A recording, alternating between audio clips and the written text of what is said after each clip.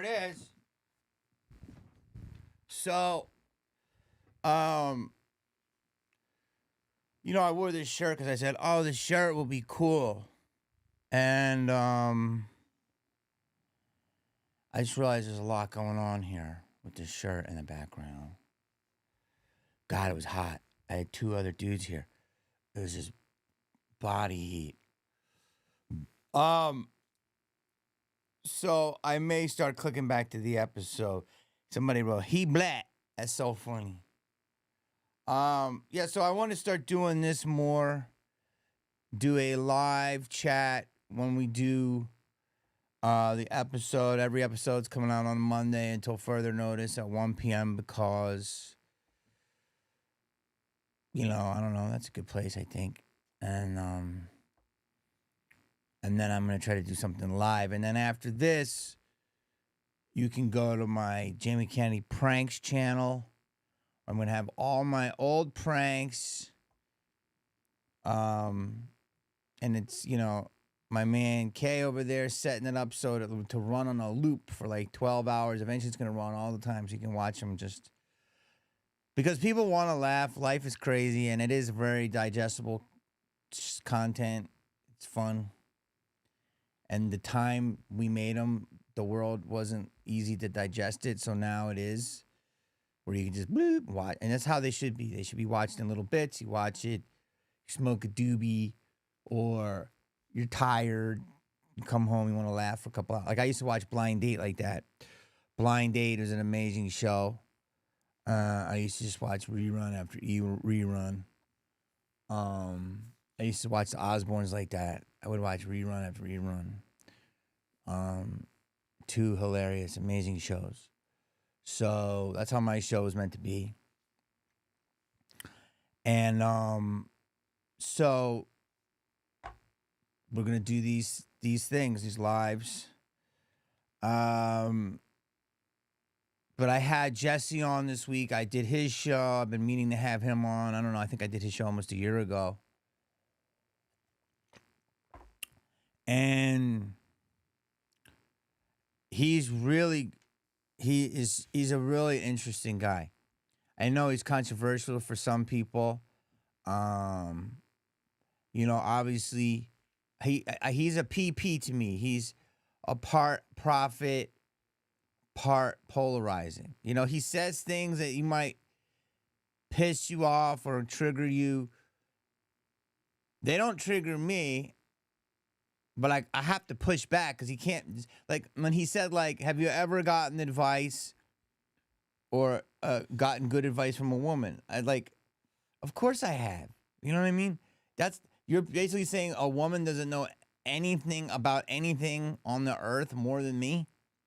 I mean, I had female directors I worked with, and they were excellent. You know what I'm saying? And they give me some good advice on the scene. Well, I could go. I've had yoga instructors that are women and told me how to hit a pose more. I mean, I've had amazing women that are chefs that show me, cooking recipes. So I don't agree with that, but he says things. The whole thing with him is that he says stuff very black and white. He thinks the world is black. He thinks the world is black and white, and it's more than just black and white. Because there's nuance in there. But he's amazing. He's a sweet guy. He claims that he's never been a victim of any racial attacks or racism in his life, and he grew up in Alabama. So that's pretty incredible. A lot of people will push back on that. But I don't know. I mean, how can I argue with a 73-year-old black man, who has his own thing? I think he just really, he doesn't want to be a victim of anything. So, but you talk to other people and they'll say there's tons of, obviously, we have history of it. There's pictures and video and fire hoses and horrific stuff, and he says it's overblown. So I don't know. Obviously, there's a lot of people that are black that will push back on that. But I love them. And so he's a good guy. So I'm gonna do this live. I guess I can look at this. I'm scared to click on something because I don't want to lose. I guess I can. I'm scared if I click on something on the TV, and then I can look at a part of the episode.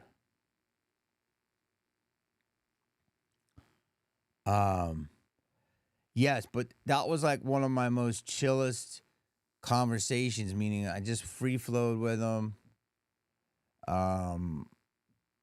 It's crazy because I think it's gonna be one of my best pods because I just kind of went with him, and I, pushed back when I naturally felt it, and I had ideas I wanted to talk to him, but I was like, I'd break the flow if I went here, so I just kind of went back and forth and was going where the flow was, and I enjoyed it. I think that he has a whole rant about anger at the end, about how you want to be free. Oh, okay. Hold on, let me just make this call so I know this. Make sure I don't fuck this up. Hold on.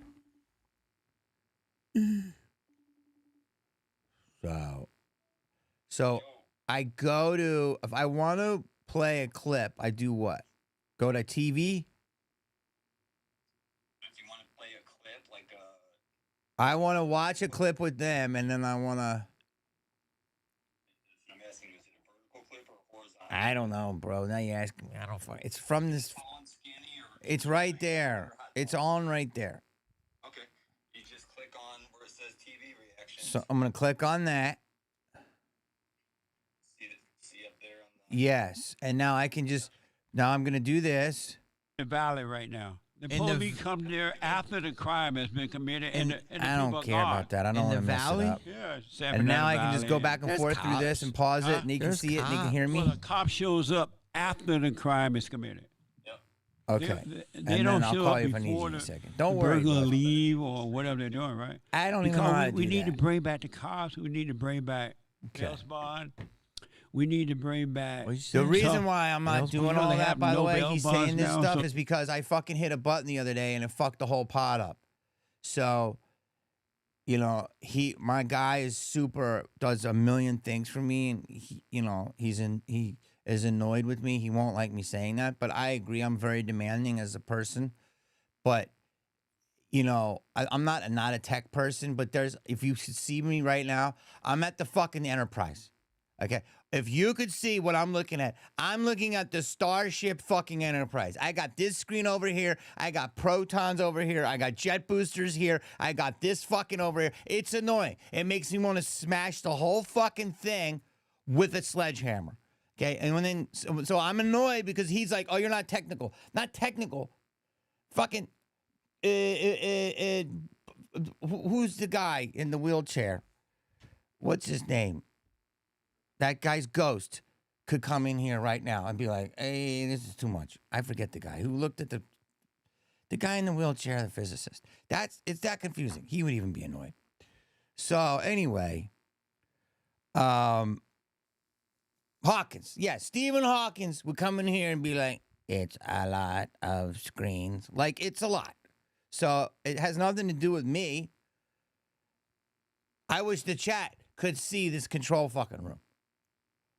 It should just be like McDonald's. When you work at McDonald's, somebody goes, can I have a cheeseburger? And you go, cheeseburger. May I have a fry? Fry. It's called a dummy board. So make it a dummy board. Okay, so I'm not crashing out. I'm just passionate. But according to JLP, I'm feminine. I'm a feminine, emotional man. Here's what I want to say about that. My mother was the calm one in the family. My mother was very strong and very calm. And my father was very chill and then gets very emotional. And my father was very big and very strong, but he didn't want to lose his anger. Because when he did, everyone had to pay that price. And not in a bad way, but just like, what's that movie with all the emotions? That fire emoji from that movie with all the different emotions, Inside Out. He was that. And then I think me and my brother learned that from him.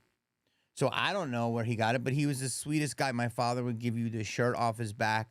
He would give you the whole taco if you wanted to eat. And my mother was that way too, but she was a little bit more skeptical of people because, you know, she's a survivor of life, and my father is too. But so I don't agree with him. I mean, according to Jesse, all the anger comes out of the woman. But the whole thing with the Garden of Eden was interesting. I will say that. I want to go to this anger part at the end here. You do. I agree. You always look for the best person. Yeah. Hold on. Play. About anything. That is amazing. Listen, sounds amazing, brother. Do you create your own thoughts? Thank you. Do we? Do you? Some people say that God's whispers. What? See, he says, do you create your own thoughts? Now, I used to believe that I'm in control of my thoughts. Now, if you listen to a couple weeks ago, I did a pod with Steve Hanks, and Steve Hanks' great ideas are what they call God's whispers. Now, I don't want to freak people out when you start saying God, because then people get all religious and stuff. It's not about God. It's about some higher thing that controls us, whether you're a holy roller and you believe that it's God, or if you believe that there's like a programmer and we're Sims. And as much as I think I believe I'm in control of things, the more older I get, the more I believe I'm not in control of things. And I believe like I'm low-key being like controlled. So I don't know. And obviously Manchurian candidates are actually controlled. But like he says, you create your own thoughts. I believe we do. I get inspired by things, but there's too many matrix moments of that I'm starting to believe that this shit is all some type of video game. Case in point, and I have the video of it. I'm going to put it together for you guys. Not now because I don't know all the buttons here. But basically, when I had a guest on a Wednesday, which was, I had a Tori Spelling on a Tuesday, and she said her father's first series was a 70s detective series, kind of like Mod Squad, but before it went to pilot and then never went. And she said, yeah, I knew two of the people. I didn't know the lead actor. The next day I had Steve Hanks on, who's an actor buddy of mine, and he told me his first job ever was a pilot with Aaron Spelling that was a precursor to Mod Squad. So two people that don't know each other at all happen to be on my pod 2 consecutive days in a row.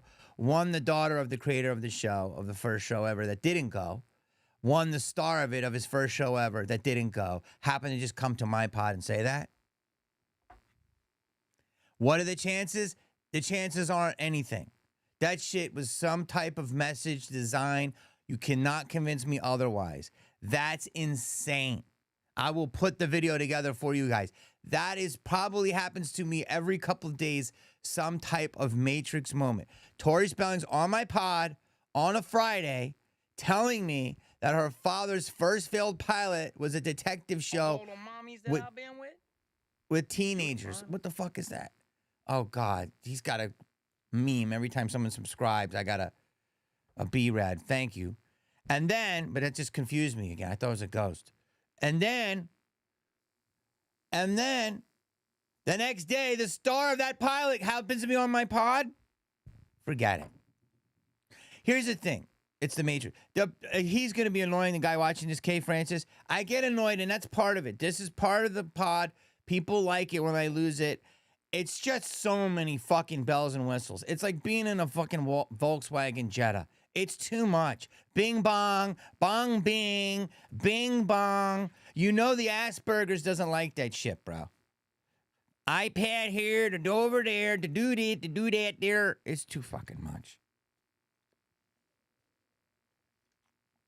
So I gotta calm down. I just woke up, and you're gonna go, why? It's 2:30 LA time. Here's another thing. On my iPad right now, it says it's 9:41 a.m. Okay? On my phone, it says it's 2:56. So I don't know where the fuck I'm at. What dimension am I in? I have no fucking idea. Then it says live 31:16. I'm assuming that's how long I've been live. Okay? So it's 9:41 on my iPad and 2:56 on my fucking phone. They're not even lined up hour to hour. Those are like hours and minutes. So what time zone is 6 hours and 14 minutes difference? What dimension are we in? What does it say? Someone just wrote something very. This is so funny.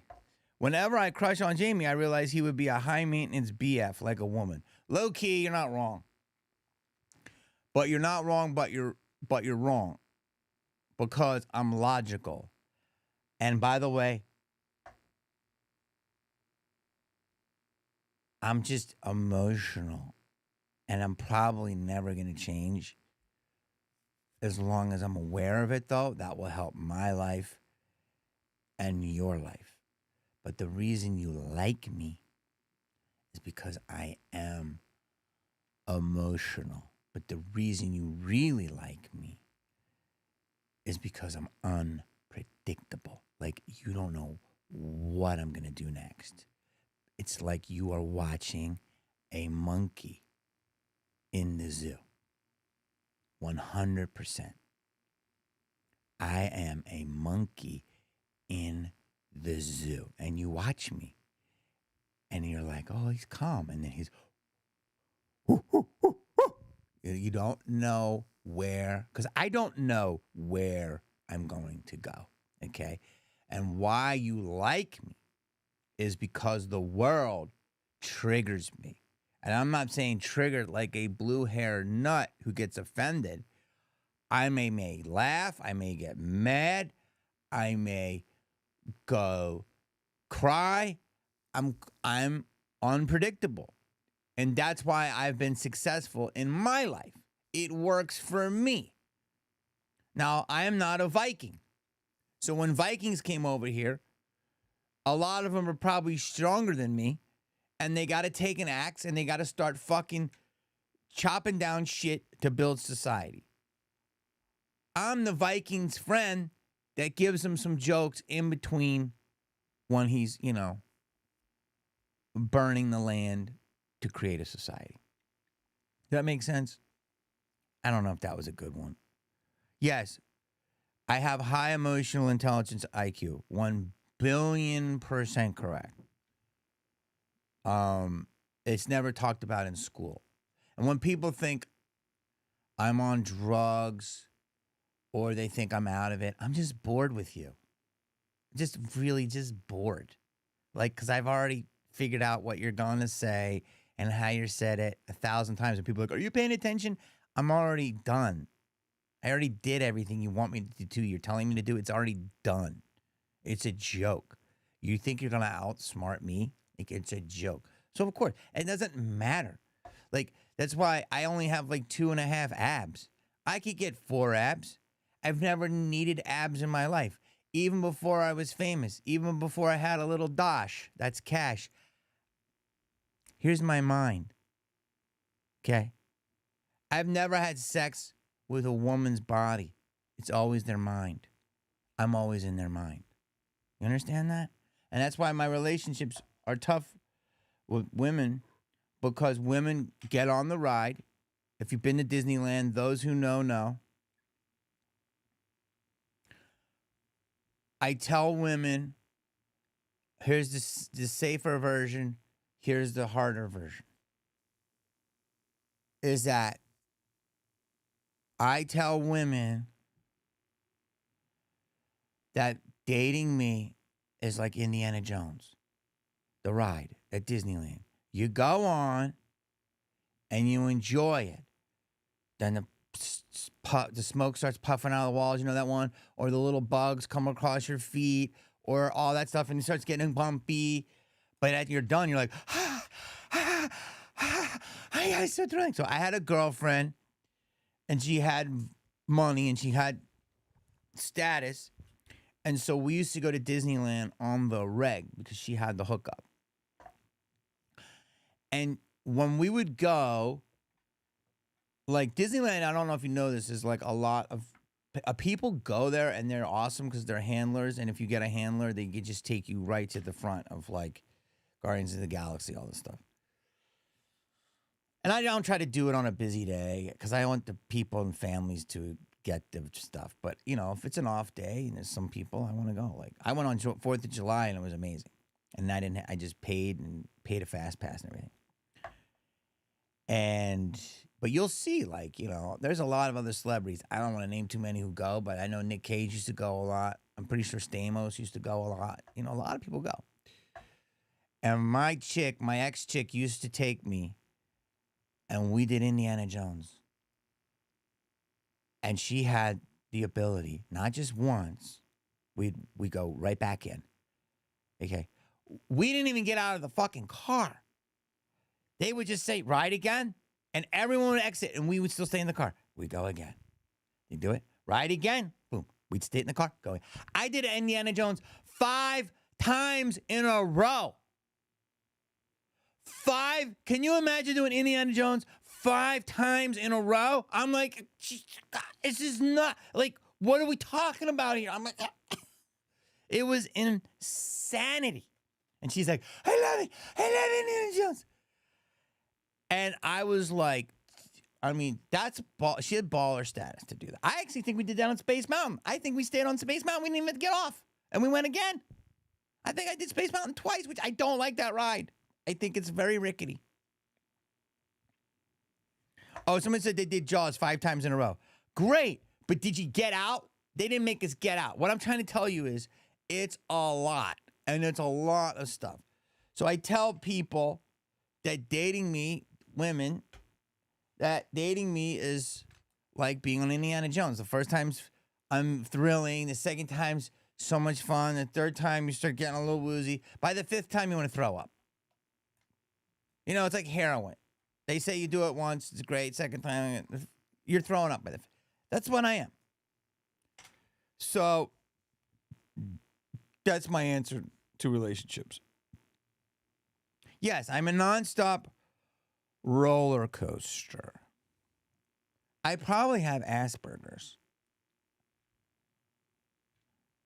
Some people say it's cheeseburgers. They say you have cheeseburgers. But hey. Anyway, I straight up, I don't even know how many viewers are here. It says 43. How many viewers are here? Let me see. Let me call this guy again. You got 113. I don't know why that never updates. Doesn't update. Can I show them? Look at all those buttons. I mean, they wouldn't be able to see that. Would they be able to? Okay. That's just showing them me. That doesn't make any sense. All right, well, don't. So, yeah, I mean, look, but if you click on chatting. Somebody just said no, 166. So I'm seeing 113, but. Well, chat says 166. All right. Yeah, that's 56 likes. But yeah, if you click chatting, go back to full screen. Am I? You can see your beautiful face. How do I do that? Am I taking super chats? Yeah, people. Here's another thing. Can I just be honest? There's this mouse goes from here and then it magically goes up there. How the fuck does that even happen?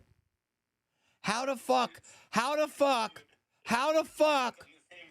No, but how the fuck does a mouse go from one screen through the wall to another screen? It makes no fucking sense. They've had that for 20 plus years. I know. I never understood me. That's sorcery.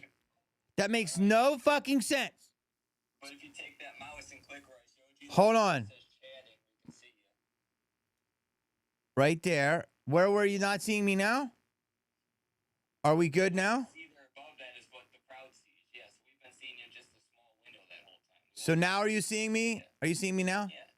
Yep. What you see above is what we see. No, that is what you see or don't see.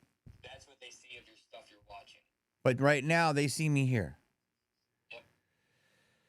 Okay. I'll call you back. You understand? I don't understand how that little fucking mouse goes from here through the wall. It goes off the screen and then on another screen. Can you just admit that's weird? Can you admit that's weird? It's like a fax machine. How do you put paper into a fucking phone?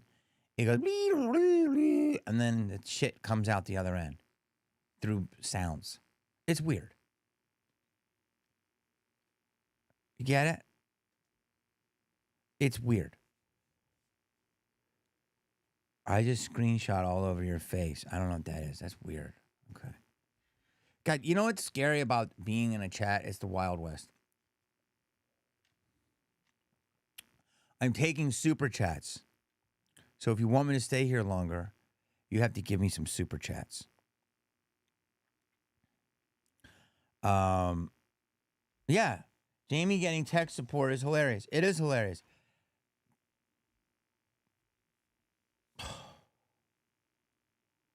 Look at someone said take care. All right, I can't even watch that because then I have to go over here. How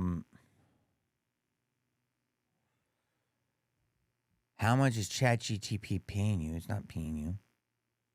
I don't have that.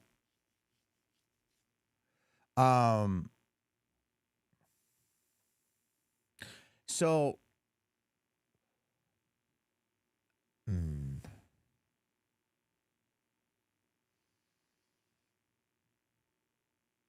wow, it's crazy. Look at this. How many in the chat right now, chat? I'd like to be able to watch a video here.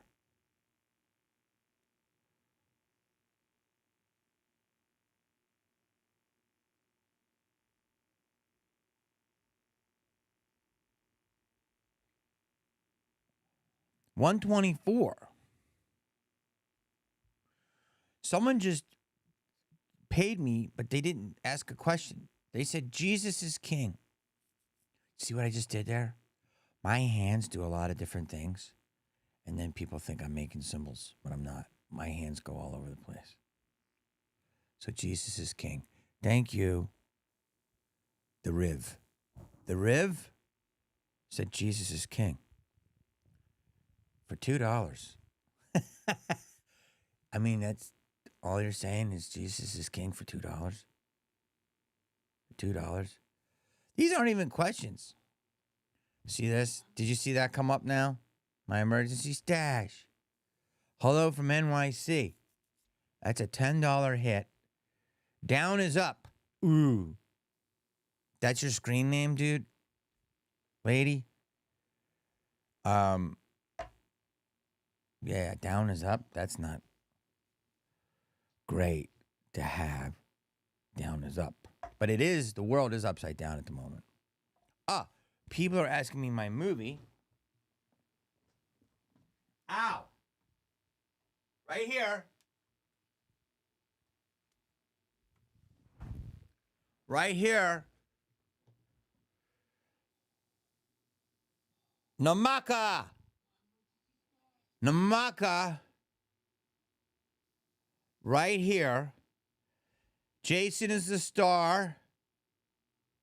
Ash is the co-star. And I'm the supporting. September 19th, Namaka. There is a review of it on the Ginger Pod movie review. It's coming out in a couple cities. Right there. Namaka. The director's Frank Merle. Look him up on IMDb. One of his last movies was with Malcolm McDowell, and the late great Tony Todd, who's Candyman. So Namaka, Frank actually thinks it can be a franchise. We made it for a low budget, and I have a nice little piece of the back end here. But it's like, do you remember the Brady Bunch? Hold on, let me get this super chat. Cloud Bops says, Jesse brought me back to you. Great to see you're well. 100. Thank you, Cloud Bops. Yes, Jesse's a great guy.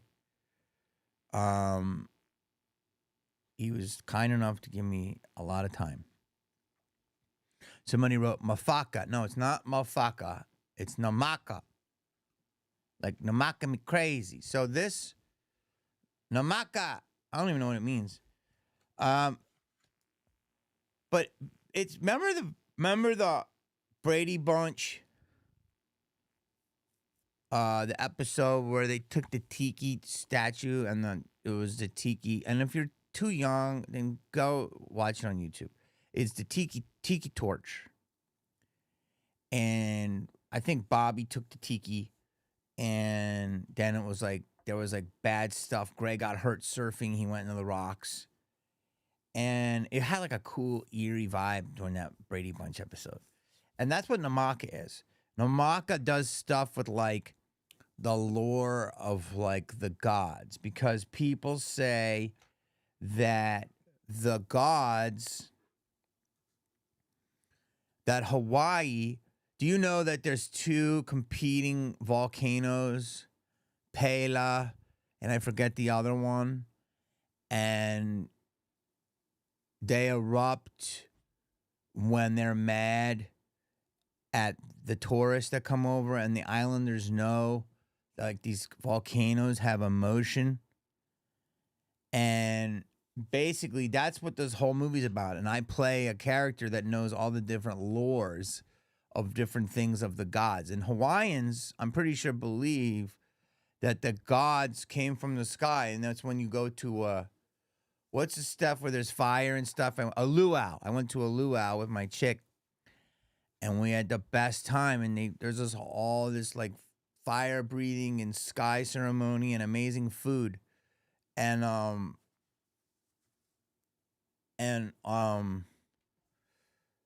they were like talking about the Hawaiians really believe that, and I'm starting to believe it, that like the gods come out like in the sky gods and volcanoes and stuff. And so that's all what this movie's about. And it's pretty fascinating. And you know, when you get these people in, and I'm not trying to be political right now, but when you get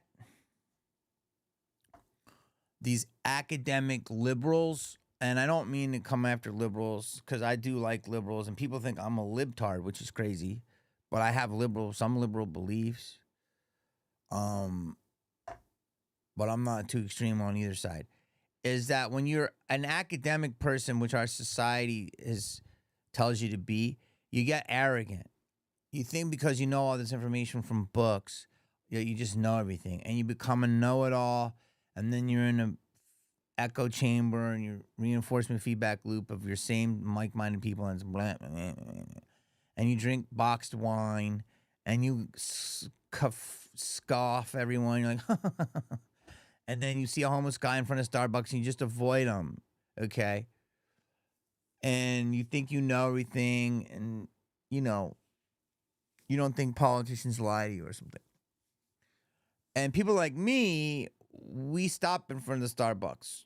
We see what the homeless guy's doing. We avoid them, or we might talk to them, or we know that we're a move away from being like that person. Like, the only difference between comedians and homeless people in Starbucks is just an audience. Like, and you know, being able to travel the world, you learn a lot. And so my mother always told me that my college was the world.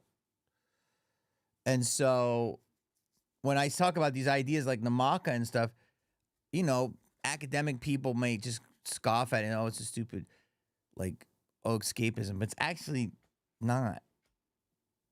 It's like there's some truth to this shit. And I'm starting to believe it more and more.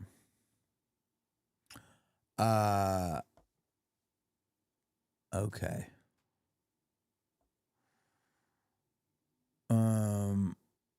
Boxed wine, yes. So you have the biggest thing in the world is you have to have an open mind. I think. Do you know what I'm saying?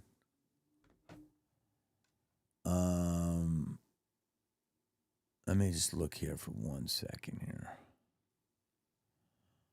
1 second. Don't. Okay, here we are.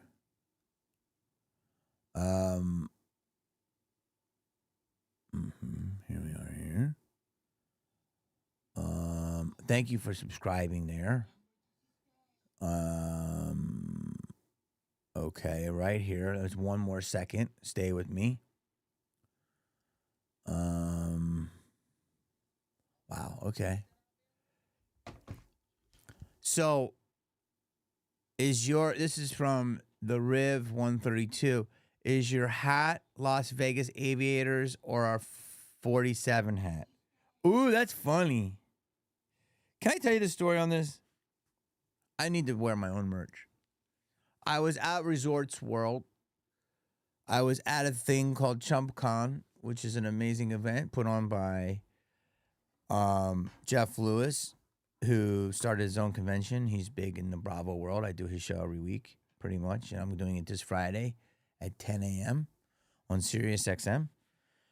And he had a convention, and he invited me, and it was awesome. And I need a hat because of the sun and because my hair follicles are losing part of themselves. And also because when I walk around, if someone does recognize me, they want to talk to the monkey, and sometimes the monkey doesn't want to talk. So if I go like this, it's really inconspicuous, right? Actually, I get more recognized in the hat now.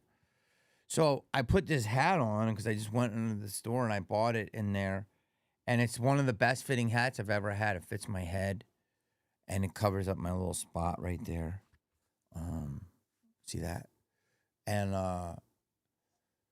so that's why I wear it. But now the Aviators are like, you're a spokesperson. So I'm going to go to the game. I think they're going to give me tickets. So I'll just go.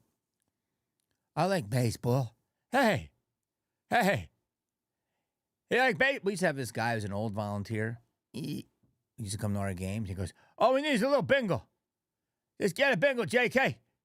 Get a little bingo. That was a bunt single. Get a little bingo. And after the game, he'd give us a little smack on our ass. He'd go, good job, boys. Fat Fanny. It's a whole other story. It didn't take me till about 4 years ago that I realized that he might be a creep. We just did a 59-year-old guy drinking a bottle of whiskey, watching a bunch of 9-year-olds play baseball. I'm just saying. We just thought he liked baseball. Hey, boys. Go out there. Get a hit. Maybe that's why I have baseball hat all the time. This is from Sprocket123. Oh my goodness. This is a very nice Sprocket. What was your favorite and least favorite part in a TV series? You mean like what I've acted in? This is a multi. Yeah, we just thought he liked baseball. We were 9. We didn't know. He's one of those dudes that afterwards would take you to the stand, but he would take like 6 of us and we'd go get snow cones. And that was it. We thought he was a booster. Hey, boys, get a bingo. Bunt. Yeah, he did. He hit it and said Fat Fanny. He got Fat Fanny. I talked about it on Dr. Drew's pod. I'm trying to make it a joke. So what was your favorite and least favorite part in a TV series? This is a really good question. Well, I've done a bunch. Remind me to answer this question because it's going up the screen now because you guys are doing so much. You know what's crazy is that one time I was doing Ghost Whisperer, and I'm not like every other Hollywood bitch. I'm transparent with you. On Ghost Whisperer, on my show, the Jamie Kennedy Experiment, the most I ever made was $52,500. Now this is the early 2000s, so it's $52,500 an episode, not a week. An episode. Each episode was a half an hour. And now you could say that's a lot of money, and it is, and it was, and that's 20 years ago money. But I created it along with 3 other people. I produced it, meaning I made decisions. I was like, "Fuck, we gotta fix this, fix this." I somewhat wrote on it because I come up with ideas, but I had great writers. But then I would improv off of their ideas, and then I had all the characters that I made up, pretty much me.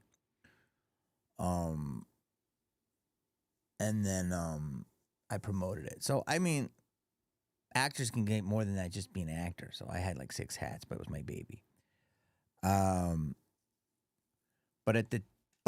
If you take all of it away between my lawyer, my agent, my manager, publicist, everyone had their fucking hands in my back, fucking like hooks. Some of them did their job. Some of them did not do their job. A lot of people just fucking sucked off my tits. I probably got half of that, which is not bad for doing jokes all week, a week worth of jokes, $26K. You know what I'm saying? Or $25K, whatever. 26 and change. After taxes and everything. So it's not bad. It's great. And the favorite part of that was, I remember shooting the show everyone thought was so fun. It was not fun. Like, we fucking were crammed. We would fight. We would argue. I was tired. I was in makeup. We almost got in fist fights. People would get mad. People would throw stuff at me. They would drag me to press, put me on a plane. It was amazing, but I was grumpy, and they were grumpy. But we knew that when we would have these watch parties, I'm going to give you a long answer here. Remind me to say Ghost Whisperer too. And we would go, and the bits would just kill. They would destroy. Like, we would play them back for a live audience, and they would fucking kill. And that's when we were like, oh, it's amazing, all our hard work. And we would get emotional. Like, we'd cry because it was a lot of work.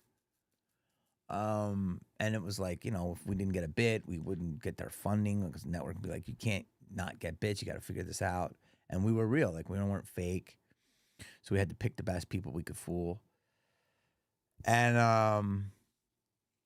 I told my buddy this, who I argue with here, and the other night I was with him. I took him to Morton's in Burbank, and I said, "You see that back room?" He's like, "Yeah." And I'm like, "I had some of the best times after my show in this back room of Morton's in Burbank. We would fucking go to a taping, be done by like 9:30. Morton's would stay open. We would get fucking huge bottles of wine, just fucking huge, steaks, fucking Fred Flintstones and lobster mac and fucking blah, and just thousands of dollars of bills. And Morton's would close for us. It was incredible, and it was the best. And I don't care. I'm gonna say this, but sometimes I'd meet some chick from the show or someone that was a fan, and she'd come to Morton's with us. We'd all hang out and drink, and it was the best. And then I would sleep. I would just fucking go home, sauced, full, paid, go in my bed, and just sleep all Saturday. Just dead. And then we would watch the show on Sunday night, because it was on Sunday night for a while, and we'd have a little party and watch it. And it was amazing. And then Monday, I would just sleep and then roll in about 1, and we'd start new ideas and stuff. But that was great, satisfying. Cry with the people that I worked with, laugh with the people. It was just amazing. And that deal was made like literally at a meeting, not on Morton's, but like another place. And like the president of the WB studio, the network was like, "Do you think you could do this for this?" I'm like, "I could do this. I could do this." And then he's like, "Okay, I like this." Then he brought the other guys in who produced the whole thing and who created Mad TV. And they're like, "Well, this is the number." So then they got real number technical with it, along with their creative genius. And we just kind of literally hashed this out on napkins and coffees and, tacos, like at a Mexican restaurant. And that's the way business was done. It was awesome. It was like, "Can you give me 7 eps? 550 an ep. You think you can do that for 550? Yeah, okay. We think so. Jamie, here's your, and we'll rough it out. We sketched it out. Okay, 3.5 million. Yeah, okay. Yeah, we think we could do that. 3-4 million. Can you? That's the most I can give you guys. And if it goes well, then maybe I can get 4 more. Yeah, that's how we did it. Like a cool boss of a small upstart network that was growing. Amazing creative guys, a young talent who's eager to do whatever it takes. And just, that's the way it was done. It was like 4 of us, 5 of us. Mike was there putting the whole deal together too. And it's like, can you imagine now? Like, remind me to go with Ghost Whisperer. I'm going to tell you one other thing. One of the craziest days of auditioning in my life was, I'll never forget this. And this is why Hollywood, traditionally, the way it was, is kind of dead. Maybe you can get back there. Are you listening? Because I'm going to tell you this. Now, I just told you that experience, right? And at that point, I was becoming a name. So,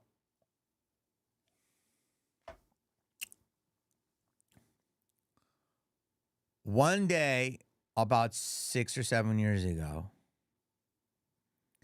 and like I did a movie with Guy Pearce and Pierce Bronson and oh my God, my brain, I apologize. Amazing actress, she's Irish. She's Matt Damon. Good Will Hunting. Oh my God, tell me her name. Oh my gosh, I apologize. I'm just having a brain fart. She's an awesome actress. She was nominated for an Oscar. Minnie! Yes, thank you. It was Minnie. So, and I did scenes with Minnie and Guy. I mean, amazing actors, award-winning.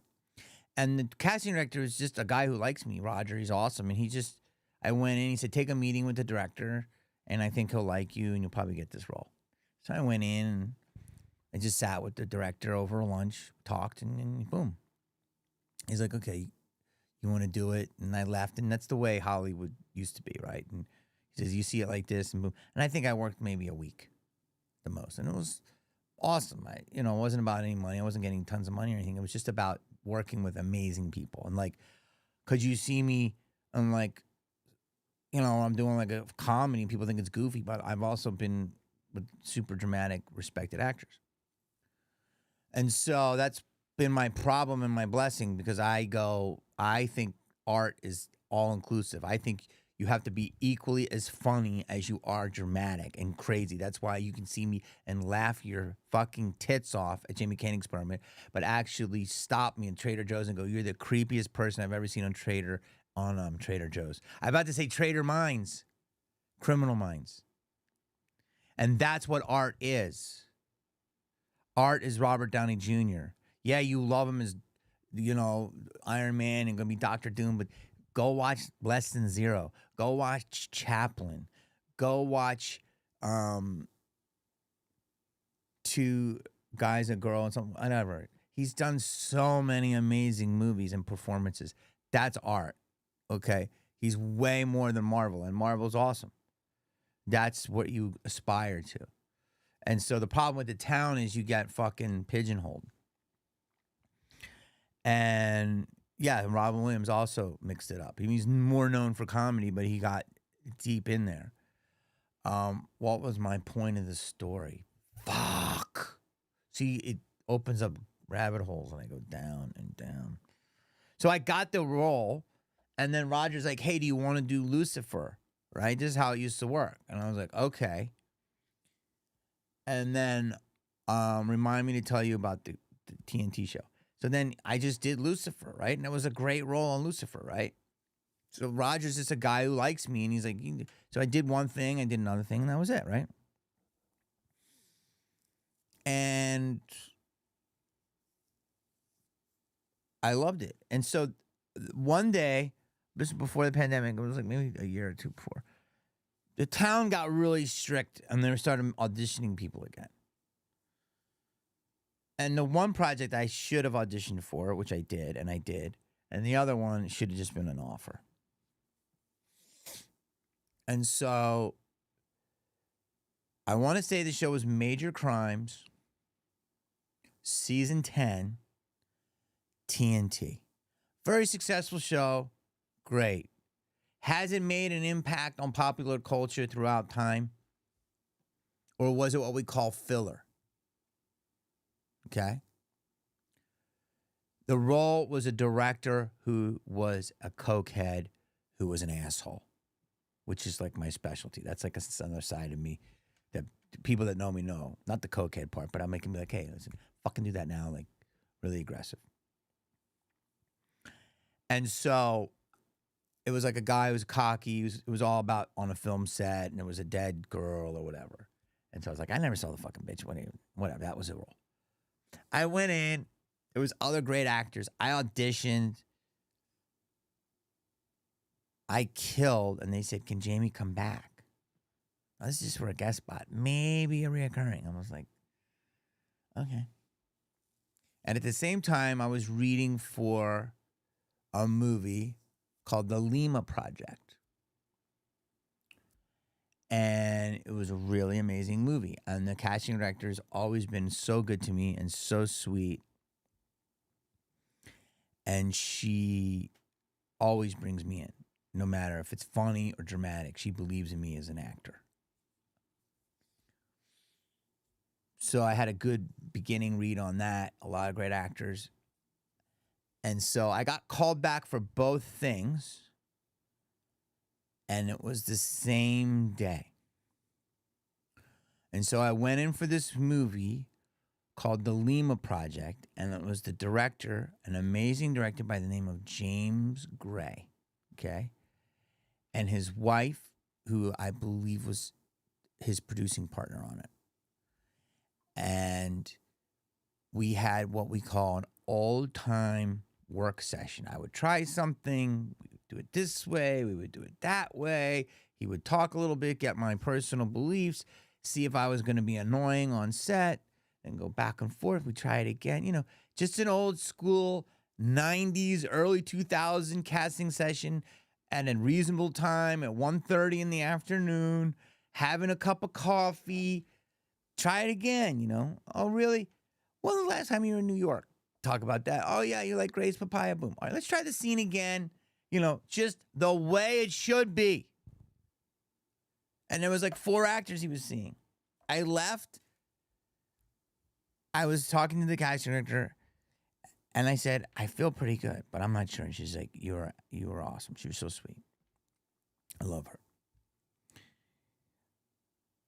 I then go over to TNT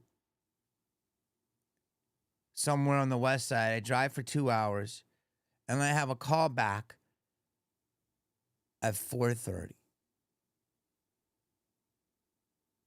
Now, I had a really good work session, but I didn't know, like, what's going to happen. I go in for a show, and there's probably 9 people in the room. Casting associates, camera people, casting directors, writers, producers, all for a guest spot on a show that's in its 10th year on TNT. I go in, I murder. I know I did great. They're laughing. You know, when I'm an asshole, it's intense. When I'm funny, I'm funny. My agent calls, and by the end of the day, I said, "What happened with TNT?" Because I wanted to do both things to work out and get the tape. And he says, TNT says, "You're great, but you're too on the nose for the role." I said, well, "It's easy. Just put me in and I'll do it. It'll be fun." They go, "They love you. You're too on the nose." The next day, my agent called on the Lima project, and it was just the director, like I said, and his wife. And they said, "We'd like to put him on avails for July." And he said, "Offer coming in." And I said, "Really?" And he said, "Yeah." And I said, "I want to do both because that's how we are." And he said, "Shit, every time that happens, it scares me." He said, "You're not going to get the TNT one, but you got the Lima." The Lima project eventually became something called Ad Astra that starred Brad Pitt. And I had 5 scenes, all with Brad Pitt. Now, unfortunately, my role was completely cut out, which bummed me the fuck out. I was bummed for a while. But if they do a criteria collection, it's a whole other part of the movie. And that tape, those scenes, if I can get them, I got to get them from BP's film vault. It'd be cool if he gave them to me. Are just me and Brad Pitt. Do you think the town would go, "Oh shit, Jamie Kennedy"? So when you want to know things about me, like that's a real thing. Like I have a great scenes with a legacy superstar that are somewhere in a fucking vault.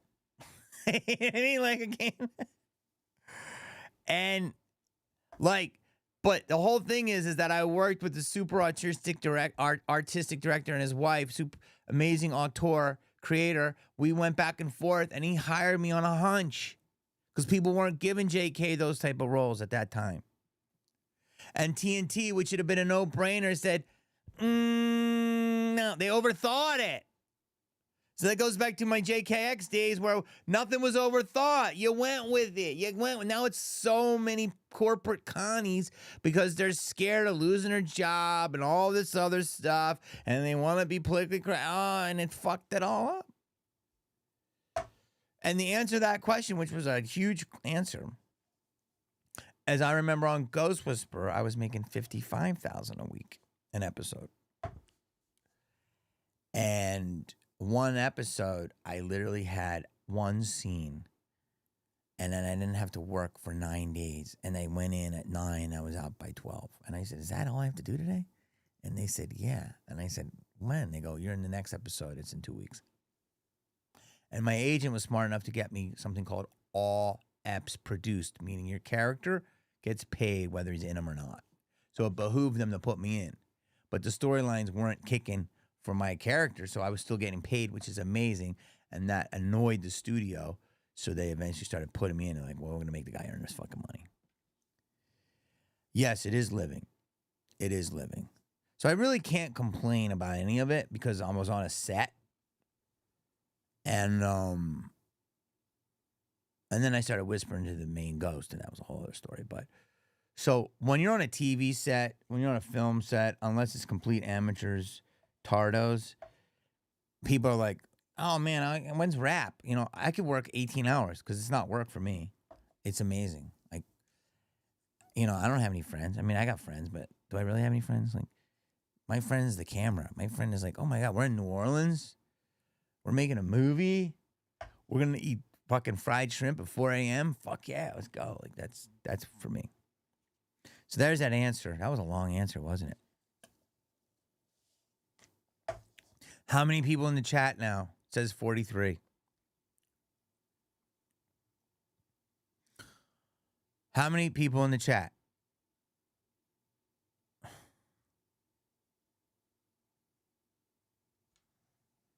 100. I lost 43 people. 99. Hold on a second. Hold on a second.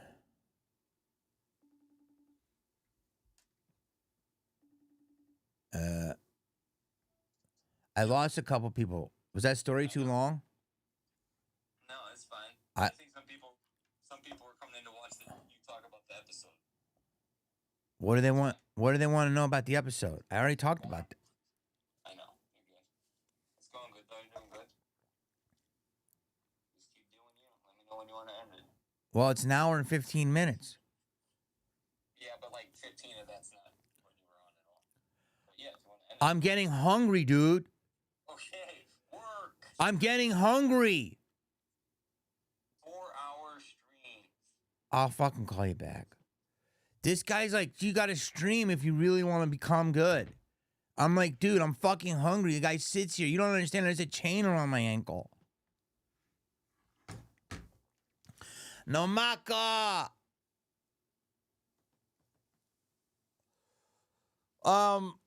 What do you have any questions about the episode? I'm scared to click on it because I'll lose the picture of it.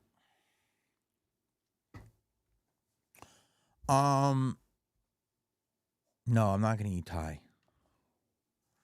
Yeah, I'm hangry. Hold on. There it is. So I'm not gonna click on it because it'll break it. I'm gonna look at Twitter for a second and see if I can react to something here.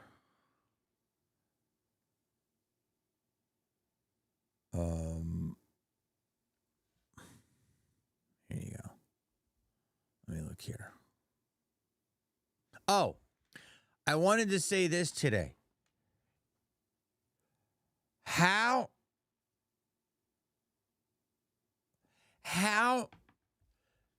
so Trump made a thing that it's a year in jail if you burn the flag. And I say, yes, I agree. Like, if you burn a flag, I suggest after you burn a flag, you have to go over to Baghdad and the other hot zones of where our boys are, our men and women, and see what they are doing and putting their lives at risk for your fucking freedom. So you can order Shake Shack and make $4.99 a month on OnlyFans. So you can vape. So you can have the right to go to a convention dressed as a furry. You don't get to go and wear tails if you burn the flag. That's not how it works. You respect the flag.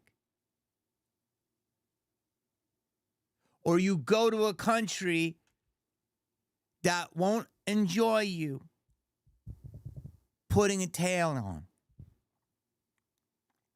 You understand? You don't have to be happy with everything that's going on in America.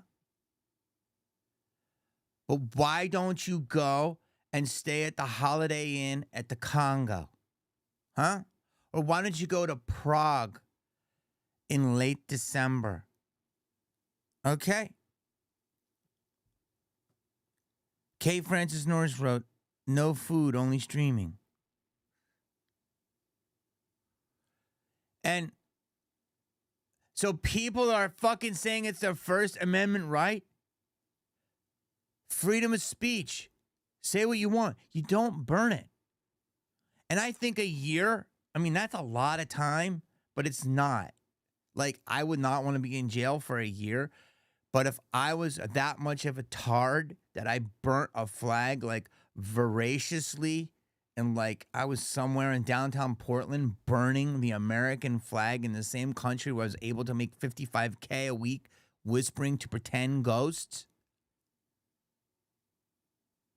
driving up in an Aston Martin, hanging with the main ghost whisperer, eating fucking $80 steaks and lobster mac. But I'm going to burn the flag of which represents this amazing place.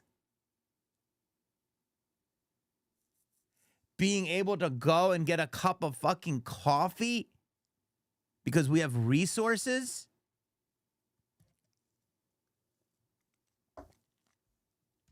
You need perspective, my man, if you have a problem with that. And I will go on any platform saying that. And a year is good. I mean, that's a lot, but it's not, because it's good. A year can affect your mind. You get in that jail cell, you do push-ups, you get your mind right, squats, burpees, sit-ups. You fucking get your 10 minutes of phone time. You learn what it is to be chumped or don't be a chump. Hold your 10 minutes of time. You get out there. You play handball, okay, with the Latin Kings. You go out there to the yard.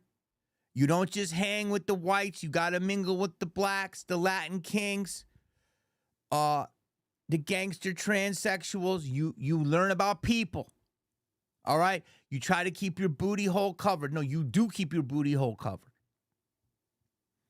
You'll learn about life. And you'll realize, damn, I'm in the concrete fucking jungle, bro. If I don't figure out how to fight, I'm some motherfucker's fucking pillow for the night. Damn, what did I do to deserve that? Oh, I burnt the flag. Oh, fuck, I burnt the fucking symbol of something that this country and the greatest in the world, because I never left fucking Portland. So I don't know what it's like in the Congo. I don't know what it's like in Estonia. I don't know what it's like in Belarus. I don't know what it's like in South Africa.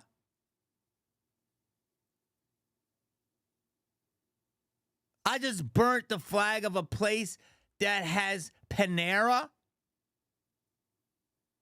Like, I can walk into Panera and get a souffle for $4.99. It's one of the greatest things to ever enter your mouth. But I'm going to shit on the place that lets Panera exist. I can't go to... I haven't been to China where if maybe I have a second kid, they take the kid from you.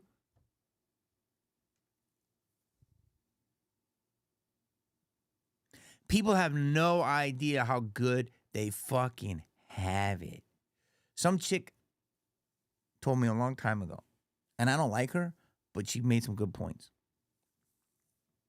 You cannot like somebody, but you can take their knowledge. Oh my God. Wait, let me comment to this person who said martial law. You want to see Hangry Trigger, Jamie? Remind me to talk about this person right there. This chick said, do you know what Americans don't realize? Remind me to tell you this when I get this point done, okay, chat? And I love calling you chat because everyone says chat. Like chat's our girlfriend.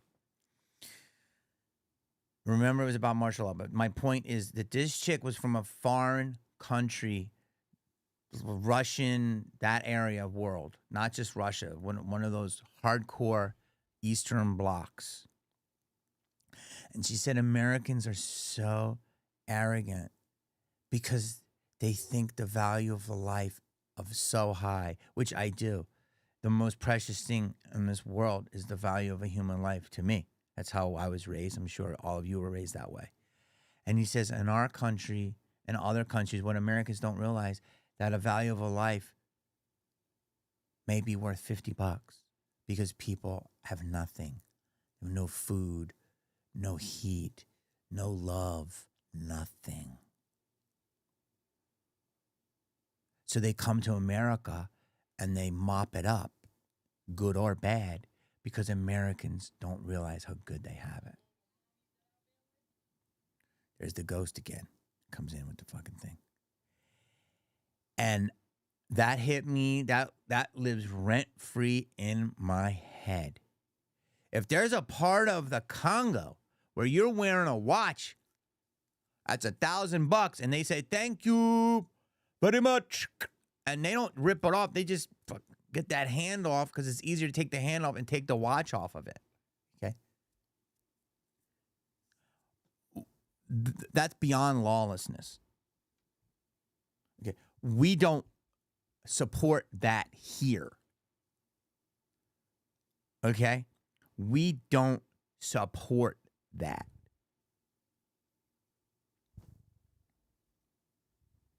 So you can be living your best life somewhere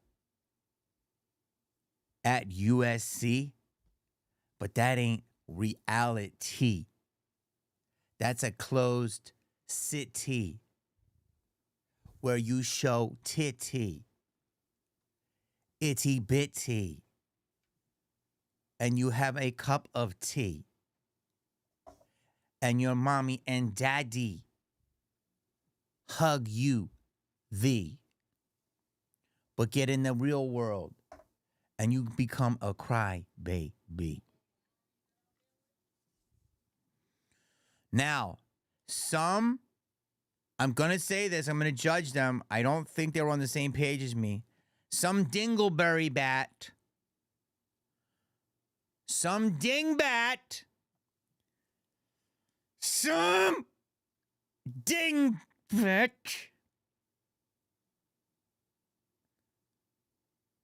just wrote, welcome to martial law. Are you 5?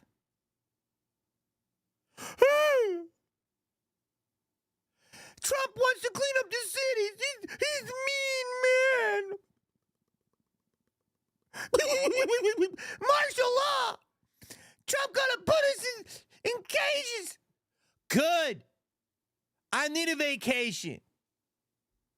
Put me in a little cage. Give me water and a Panera. Like, martial law, are you fucking... Is your brain working? Let me explain how it works. In Washington, D.C., people go into the malls. And instead of going, here's $1 for a chain, here's $2 for a chocolate bar, they go, no, psh, I'll take that, thank you, and they leave. And that's not part of society. And then somebody says, oh, you got that for free, can I do that? And the next thing you know, then they're on the street and they go, well, I can steal that, let me steal this. Oh, this is a nice pocketbook, let me steal that. Okay, and the next thing you know, there's something called crime. Okay? There's crime. And then people are just running around and they're not obeying the laws. And people that are working hard are having their shit stolen. And they're like, yo, man, I fucking worked hard. I bought this fucking purse and some asshole just jacked me. Or I had a car and he stole it. Or they came in to me at knife point. And the cops are overrun, or maybe their hands are tied by local legislation. I don't know. So Trumpy comes in and says, I don't like it. I'm going to bring in help.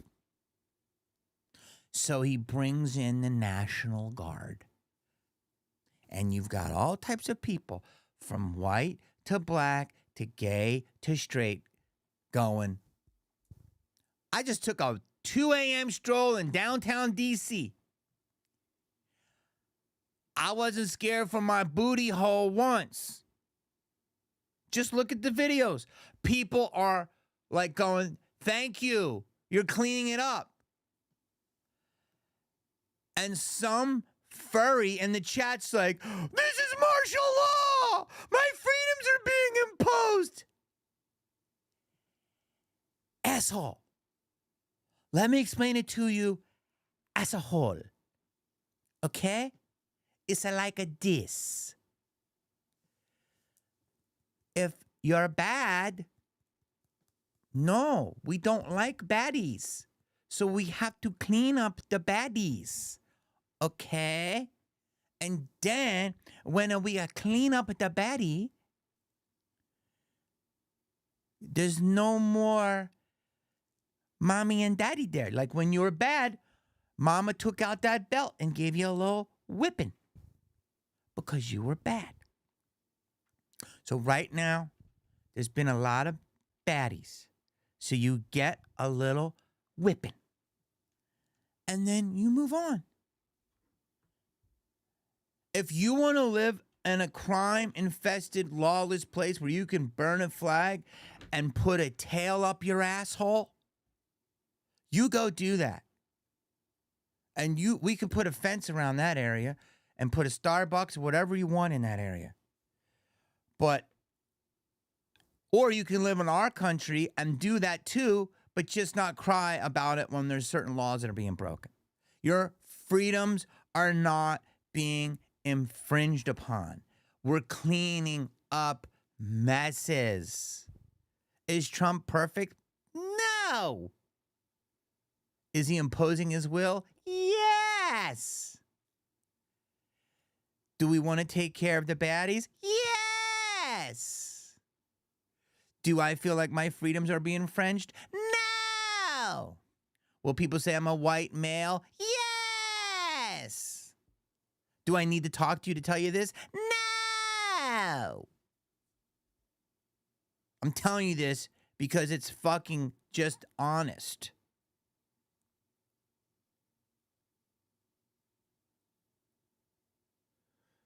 Someone said I'm not licking the boot. I'm cleaning the boot. It's just crazy the amount of oh, I love that you said go to the Morrison. That is so funny.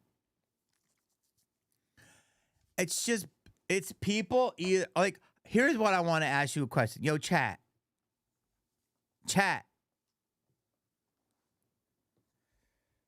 Do you know what's funny? Everybody, there's a thing, and I got in an argument with the slim man who you saw, who I call on the phone all the time.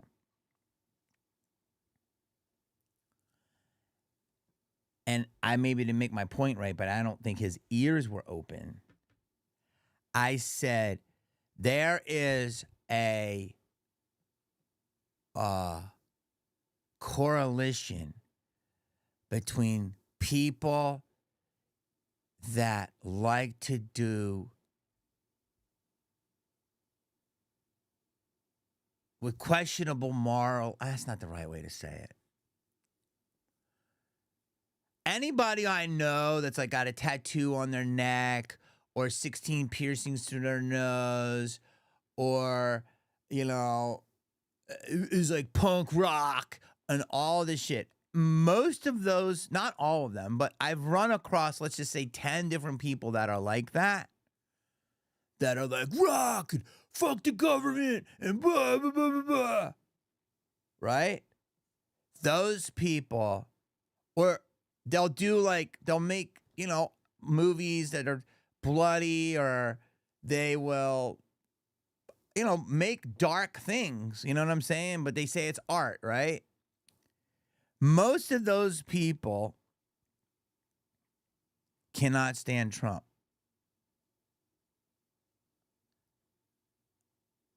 And I'm like, aren't you like anti-government, anti all of this stuff?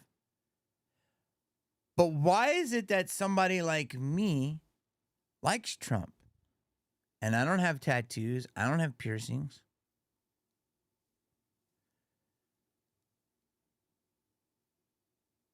Well, I think A, because I'm independent minded.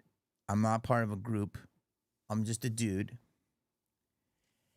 And B, they feel like their freedoms are being imposed on. And so they can't do some of their weird, creepy shit that's art. I'm just saying that. I'm not saying there's not creeps that dress in beautiful sweater vests and all that. Of course there are. But I'm not saying everyone's a creep like that. But why are they? It's like they think they're so smart and Trump is so stupid. But yet someone like that, me, that, I think I'm pretty smart. Not to some people, but they just don't, know me. But I'm not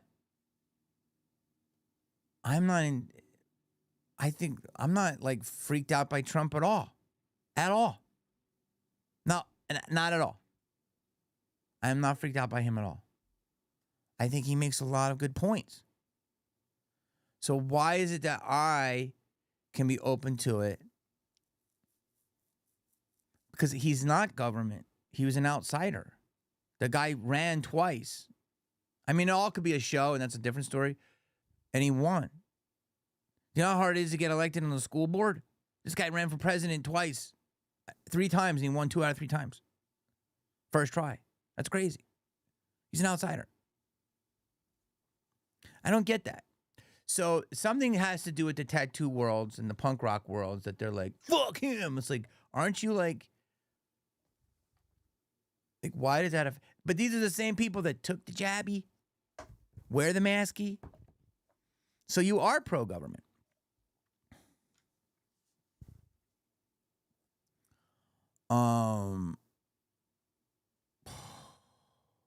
Yes, exactly. These badasses all took the shot, so they cucked down. If you can't look at somebody and go, there's some funny shit here or some true shit here,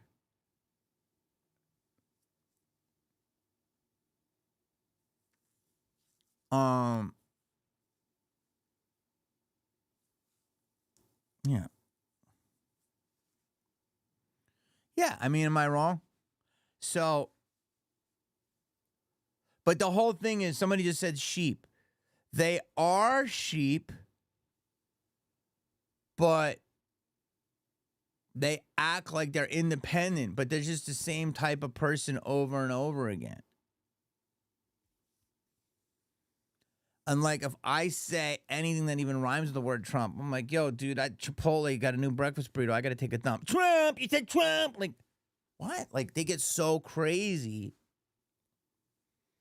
Like, let's look here. Maybe there's some stuff here that he's saying that you can understand. Maybe there's stuff that, like, I think Kamala Harris was pretty.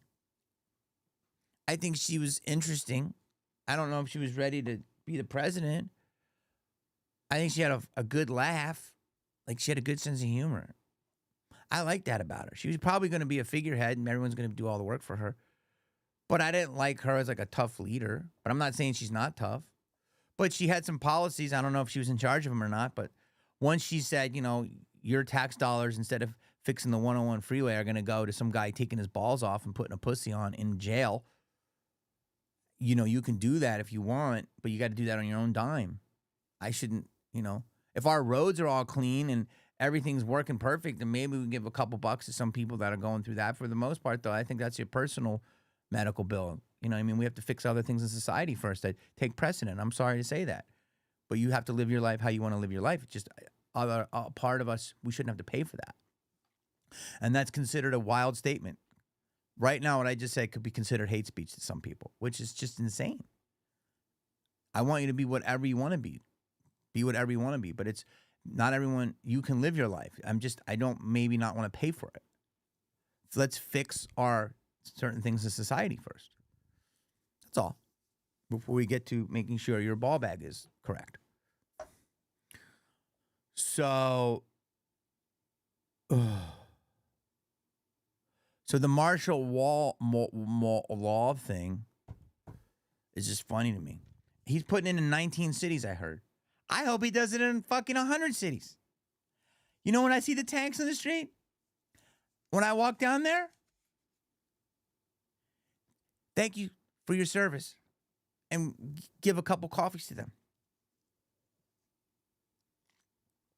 Thank you for keeping our streets safe. Our streets safe. Our streets safe. So, I mean, look, in 6 months, if you see me in jail, because I don't have the jabberoo or because my opinions and I'm in a cell and they lock me up and I'm screaming, I was wrong, then hopefully somebody will bail me out and I'll have to admit I'm wrong. But I feel absolutely no fear, and I live in Hollywood, California, and I see people sleeping on the street everywhere. And I see other people going to amazing restaurants, walking over them. And I see people yelling at people's faces. And I see people just walking the street like fucking Walking Dead zombies. And then I see multimillionaires buying gated mansions. And I see actors going, this isn't right. And I see that same actor going home and blowing a bag of fucking coke off a hooker's fucking twizzy. You know what I'm saying? So I see all of the bullshit.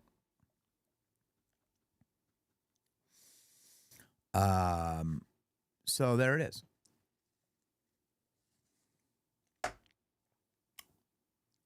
Common sense. Look at everything naturally.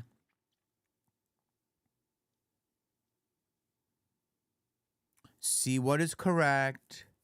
See what is not. Where am I at, chat?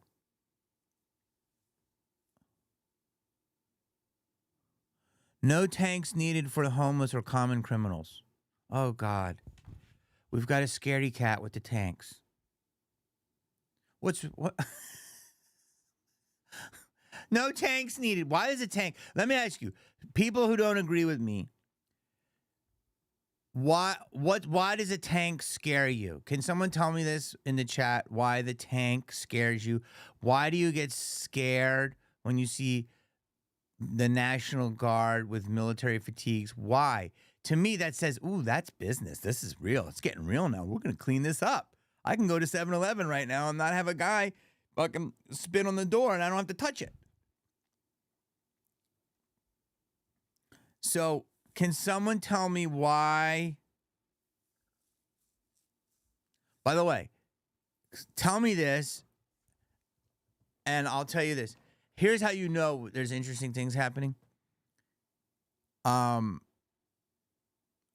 you have somebody, when you order, here's a good hustle. You order a Postmates, and it's like a picture of like an American like woman or something. And then I had a guy come, and he was like from another country. I'm gonna say like it was an African country, which is fine. But you know the hustle is that people let them use their stuff, their ID and their identification, and then they give them a cut of each delivery, and so the other person does the work, and the other person lets an illegal person do it, delivering. This is a very common practice. And the guy was sweet, giving me my coffee or whatever, but he was like from a, he was like, I'm the captain now. He looked like that guy. And he had a shirt, and it fucking had a Care Bear shirt on. And I'm like, this dude might have just rolled in last week, went to the Goodwill, bought a bunch of clothes, and it was a shirt that fit him. Like a women's medium Care Bear shirt. I'm like, there's no way this guy's papers are correct. So when you see certain like fashion stuff like that, I'm like, okay, this is interesting. But yeah, that's a common thing where people who have their residency will let illegal people who want to work drive their car and come up, and you're like, that doesn't match the picture. And how often do they ask you for a PIN? So I don't know. People worried about tanks. If tanks are coming, that means we got a problem. We wouldn't have a tanks if there's not a problem. And by the way, the same people that complaining about this want communism, and we don't want communism. Trump is an industrialist. He wants entrepreneurs, but there's going to be less and less of them now. You have about, I think, 5 years to make money, and then it's going to be done. No more money after 5 years. You have to make your money now because AI will take everything. But we have tanks because we've been bad. And it doesn't scare me. Again, though, I could be wrong. I don't think so. And I'm telling you this from a fucking jail cell. So I am not scared of the tanks. And yeah, bad boys get big weapon. Someone just wrote that. Yeah.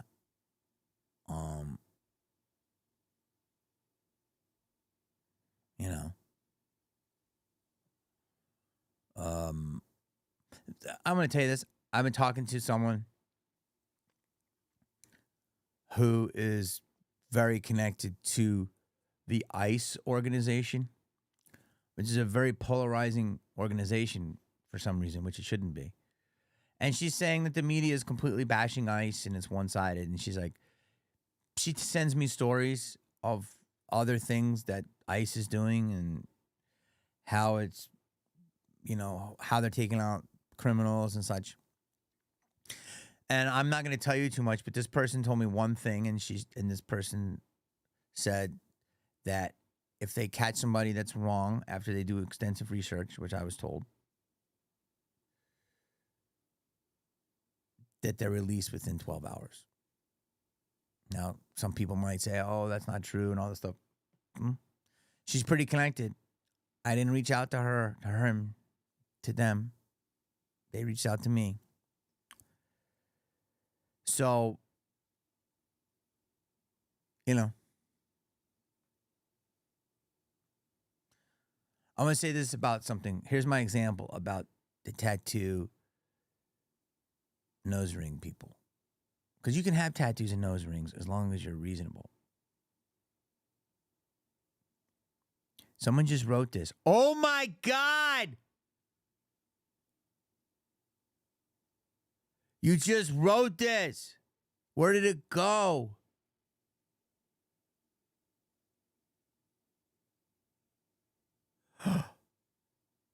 Where did it go? I just saw it. Someone took it out. It said Dean Cain.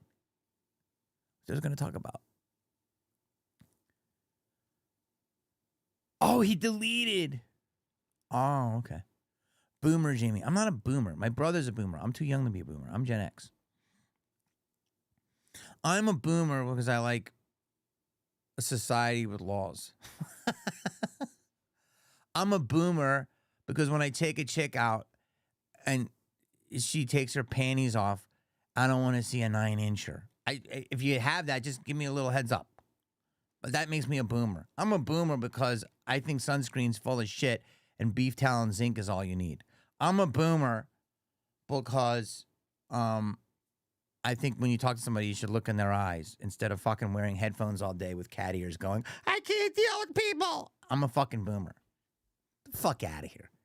If the camera could feel my smack, I would smack you. Okay? So,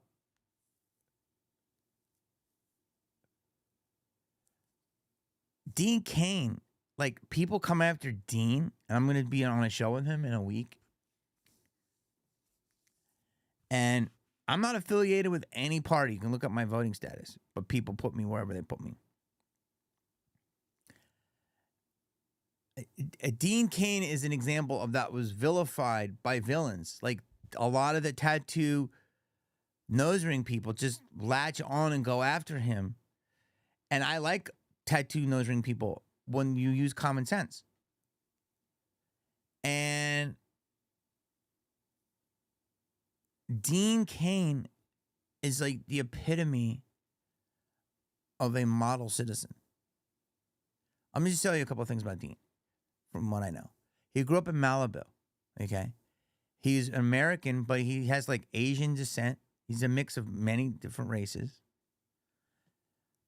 Great looking guy, great actor, California boy, Princeton scholarship, captain of the football team, plays Superman,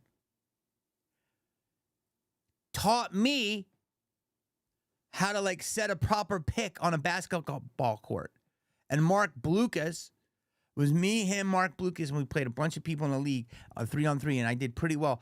And I'm not nearly as good. Mark Blucas played with Tim Duncan, and Dean was the quarterback of Princeton, and his class was Brooke Shields. Dean is a legend. A legend. A legend. Trust.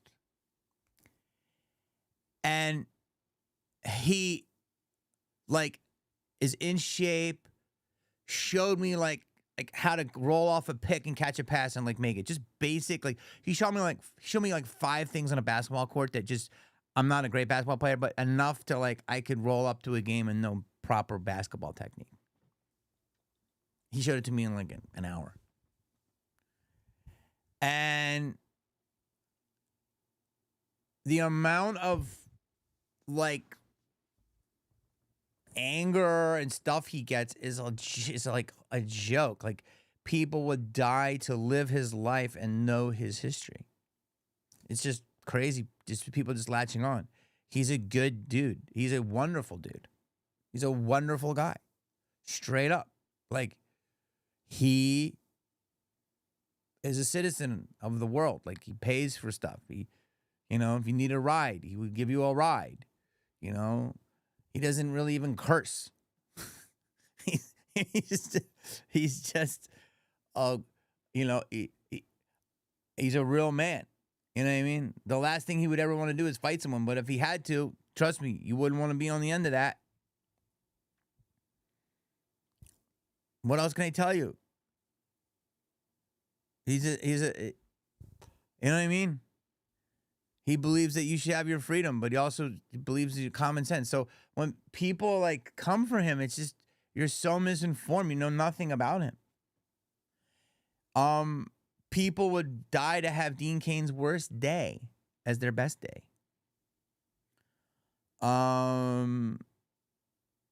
So, anyone who has anything to say about him, you should all get together in your group of dislike for him and meet him somewhere and say it to his face. Nothing will happen to you, but I guarantee he'll be able to prove to you that you're misinformed of him. And I'm hope to have him on my pod. And I also have wild liberals on my pod that want to do it. You know what I mean? Or people that are against this. So, he probably, if you say that the Native Americans are the people that own the country, like, and everyone else is, like, I'm an immigrant, but I was born here. I believe Dean was born here, but I believe he has, like, Filipino in him or something. So he's like, he wants a multicultural society. I'm pretty, like, he's multicultural, but he just wants legal citizens. That's all. He doesn't want. He really just doesn't want criminals. You don't grow up in Malibu and you're angry. You grew up in Malibu, California. You're not angry. He wants everyone to live like Malibu. He wants everyone to have the right to go out and see a surf and smell the fresh air and, hit some waves by 9 o'clock and you're having an amazing breakfast burrito. That's what he wants. He wants everyone to have that. And in order to do that, we got to get rid of bad criminals. Is that bad? No, I'm not Dean Cain's publicist at all. I'm using him as an example of common sense. Because I'm fortunate enough to have met a lot of people in my life. So it's just wild. Like, it's like saying, like, a banana is like, you think a banana is this yellow long thing, and people are like, banana is like a fucking kitten. And you're like, that's a banana. You're like, no, it's a kitten. It's like, it's just two wildly different beliefs of something that's just not at all accurate. That's all.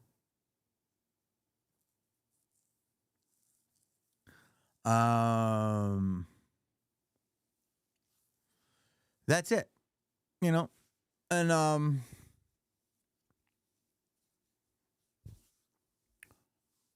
actually, you know, I make a stereotype when I wear people with cat ears and stuff. A lot of those people come to me at cons and they're very sweet. I'm sorry, I don't mean to make a stereotype like that. But there are some because, you know, the media uses them as the ones that are out of control. And they're not. Some of them are. But it's usually like the blue-haired women with that fat roll. And you can say that. There are fat rolls. And that's okay. You can have a fat roll, but you're angry. Those are the ones. Yes, this is a really good point. Jamie, you're trying to explain something rational to people that are irrational. It's true. And if I can go deeper on this, I would say this.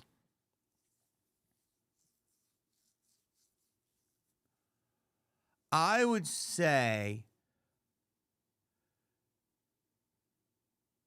that people have some kind of demon in them. I believe that. They're so just so whatever the word is, overtaken by something that it's almost like a demon. Like they can't their judgments are so clouded. And they subscribe to a gender or a race or a ideology, and they cannot. And this is anyone. This is any religious group that's like that. Like, you know, there's religious groups in LA that are just way too strict. There's gender groups that are way too strict. Like, you have to be able to look at things and say, okay. And that's the problem with just saying everything is a thing.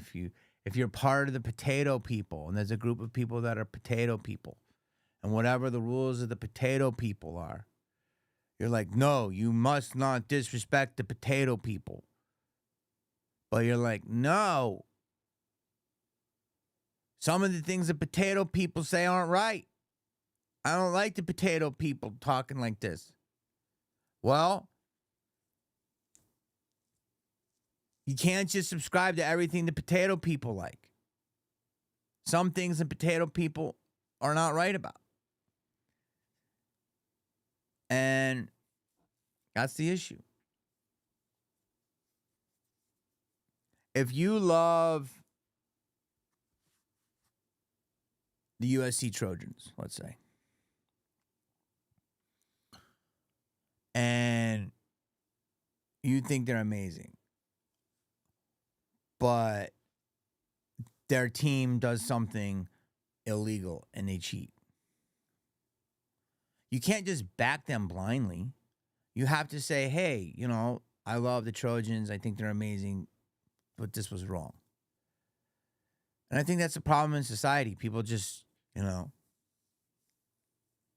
if you love me and you say, oh, Jamie Kennedy's amazing, Malibu's most wanted, I love him just from that alone, he can never do wrong in my eyes. But you see me out there like stabbing someone's tire, giving them a flat, that's not right. Even if I have a good reason. Maybe if I have a good reason.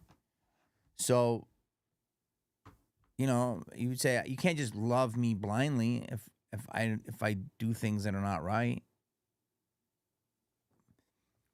But you see how I put myself in the center of these things, and people won't do that. People are scared to be open, and they're scared to make themselves potentially the target. But that's what you have to do, because that way people will trust you. So that's it. I'm really hungry, and it's 1:59:57. I think this is a good time to stop.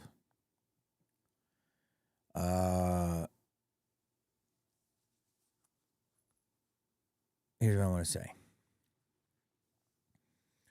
I'm hungry. I want to thank you.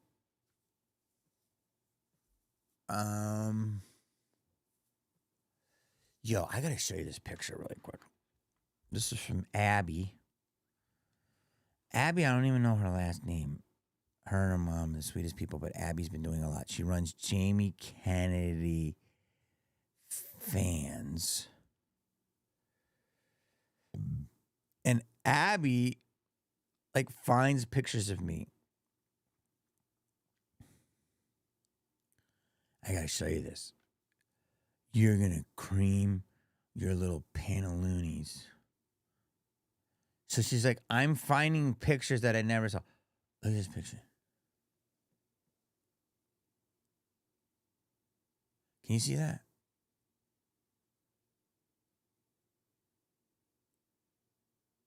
Fucking gorgeous. Fucking gorgeous. Right there. That's a fucking gorgeous fucking man right there. Gorgeous. I don't even remember taking these pictures. Abby finds the most gorgeous pictures of me.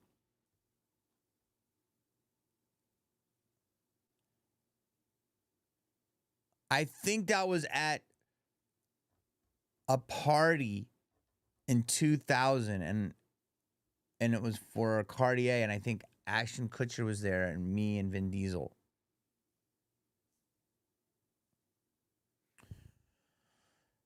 So I can get back there. I just have to shave, tighten up.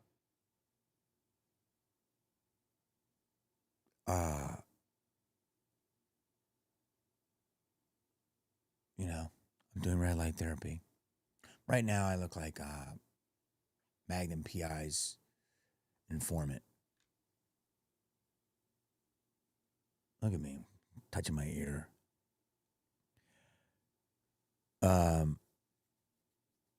Is that ear SMR?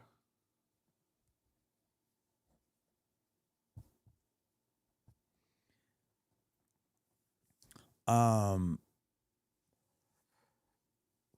some of these comments. Oh, you want to hear something gross about that? What's not funny? Anyway, but I'm also tired. Like, it takes a lot of work for me, and my hair is a little. Let me see if I can do it. My hair is a little different now. My hair is growing though. Hold on, let me show you something that's annoying to me. I think this guy does this shit on purpose. I like this guy's products. I think his reviews are a little zesty, but I want to show you this. And Slim's gonna be like, "You should have used a fucking monitor." Well, I don't know. There's too many fucking buttons. Wait, you ready? Was there a crash, a UFO that crashed in Poland? Wait a minute. I might not leave yet. Wait. Hold on. Fucking TikTok has the real news. Okay. Let me show you this. You ready? Oh, God, this guy annoys me with this shit. Wait. Hold on. Hold on.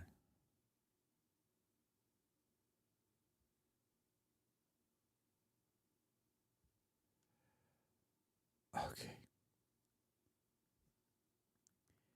Grab some. Here it is. I like this guy. This is not personal.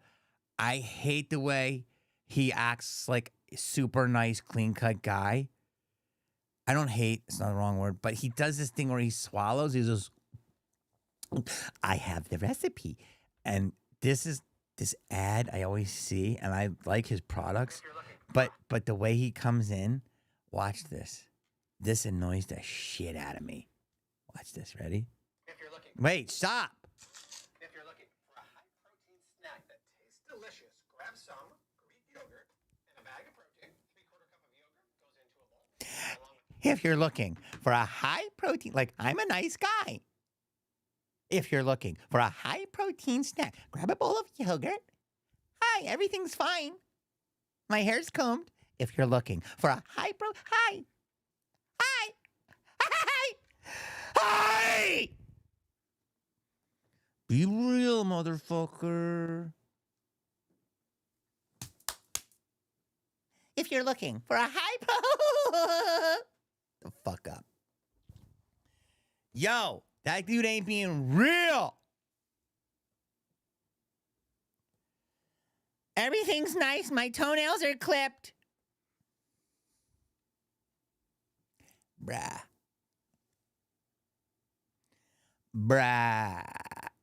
Yeah. Bruh. But when he goes, if you're, I just heard my fucking voice doing that. Dude, is that you? Come up. I need coffee, dude. Is that you? Fuck you. You came in at the right time. I know, I'm watching. How'd you know I need coffee? Because you've been bitching about being hungry and stuff on there. Shut up. You're not my boss. Come over here, dude. This dude don't like to be on. Okay, this is Indiana Slim. I could have you here, but Jason's over here too, and I'm getting to know Jason. He's breathing on me. I love Jason. He's sweating. You're sweating. This dude don't like to be on camera, and you're a comedian. Well, that's how you fucking do jokes in front of people, not in front of fucking air. And he's funny. A lot of people say they're comedians. Yo, he's Slim. Indiana Slim with the tilted brim. What's my motherfucking name? Can I say that, or is that gonna be copyright? Okay. Dude, I just hurt my throat screaming about Flavor City. You know that? I need some coffee, dude. Dude, do we go to the window and eat? Jason's gonna eat with us, right? Or we can go get Chinese. Ask Jason. Because I had a huge ass steak last night, me and Nikki. Bomb ass steak at the Soho House. Bomb ass steak. But I had steak 3 days in a row. How much can I eat truffle butter? Dude, is this going good? This is pretty long. How come every time I'm emotional, they say it's a crash out? Can I have my coffee? Where is it? It's in there. That's fine. The creamer, dude. I need more creamer. The little cup has the creamer, and I need it heated. Do like 40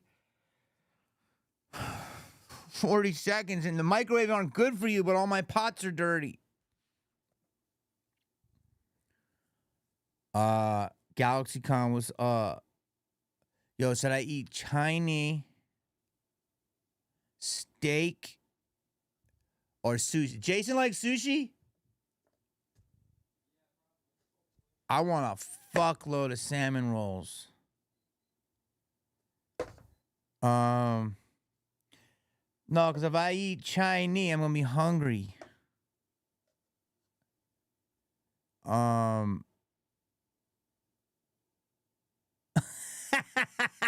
Somebody just wrote some funny shit. Somebody wrote, Jamie, you'd be happier if you did drugs. Who says I'm not happy, a-hole? I'm fucking ecstatic. Look how fucking happy I am. I'm so fucking happy.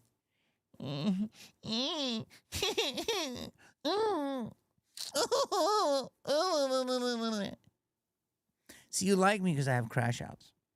They're not crash outs, it's just me. No, I don't want it hot. I want it hot. Hot. You like your women hot, or just kind of hot? Not super hot. Just enough hot. Yeah, unpredictable squirrel. That should be my shirt.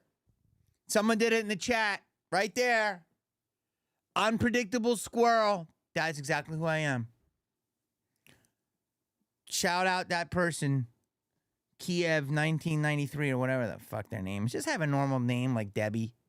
Why do people have such weird names? Tell me that's not hot enough. Dude, this isn't fucking hot at all. Oh, God, no, dude, this is the wrong coffee, you crackhead. The coffee bean bag. Bro, I'm gonna get such abuse charges from the chat. They're gonna be like, "You're abusing the Slim Man." Get my coffee. Dude, I've been here 2 fucking hours. I haven't eaten anything because I'm fasting. I'm trying to get back to my scream weight. Hey.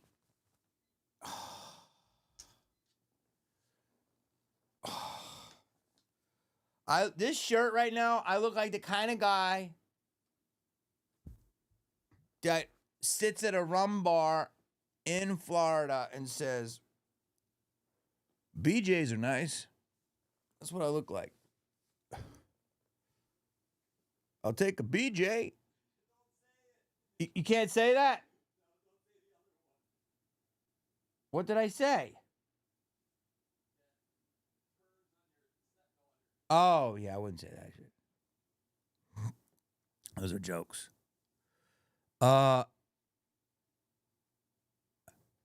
Yeah, Jamie is realizing chat. You know, someone wrote chat is God. GA double D. And I was like, it is true. Like, chat is God. Fucking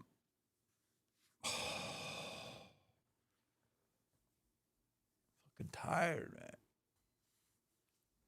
I did so many good pods this week. A scoop of protein. Give it a good mix up until it's smooth and creamy and looks like that. Smooth and creamy. Ooh. Yogurt bowl has 44 grams of protein. Wow. Yogurt, Ooh. 16 grams. 16 grams. 25 grams. And a half serving of almonds. Oh. And when you combine good quality fat and Oh. satiates your hunger a long time. Plus, it's delicious. Grab a bag. Make the recipe you're gonna love. Do you think... I can't say. I should have this guy on my pod. He's the guy that has the Flavor City. Did you know Bro, apparently a that fuck... if you combine oat flour with cocoa powder, a scoop Huh? You want to watch that stuff on? I don't know how to do it. Like, but I don't like the fact that you techno shame me, dude. Okay? You fucking techno shame me. It's like, I'm not a Riri, but dude, I didn't go to ITT Tech. Okay? This is like fucking super. No, dude, this is fucking super ITT Tech shit. There's Bayo. Look at Bayo in the house.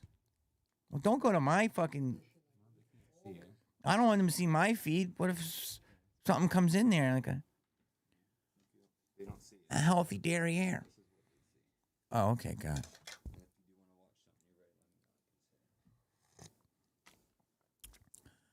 No, dude. This is fucking not caramel. Actually, that is caramel. Apparently, the chick said I like taupe. Do you know what the taupe color is? Fuck, dude. They got me on a tip the other day. Fucking 18%. Lady turned around and says, "It's going to ask you one more question." What's the question, ho? Just has one more question for you. What's the question, ho?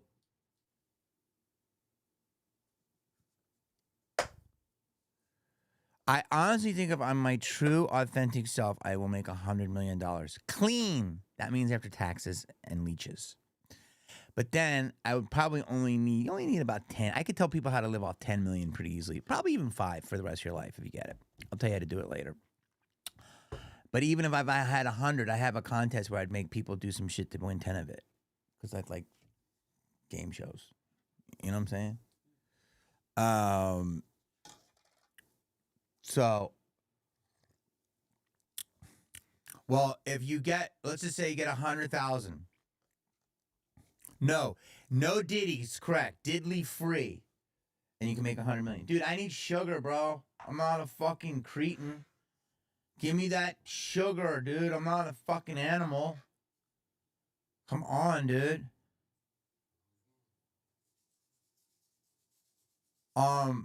My throat hurts. I was hollering at Flavor City. Yo, see, try to exercise dominance by putting the sugar right there. Bro. Look at this shit. They're gonna think I'm a fucking sugar person. Oh yeah.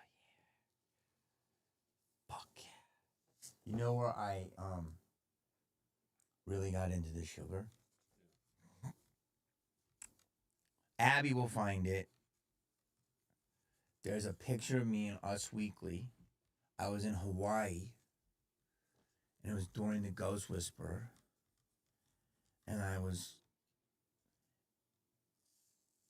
very close with my co-star, and that every morning I would have a Kona coffee, like which is the best coffee you can get, right?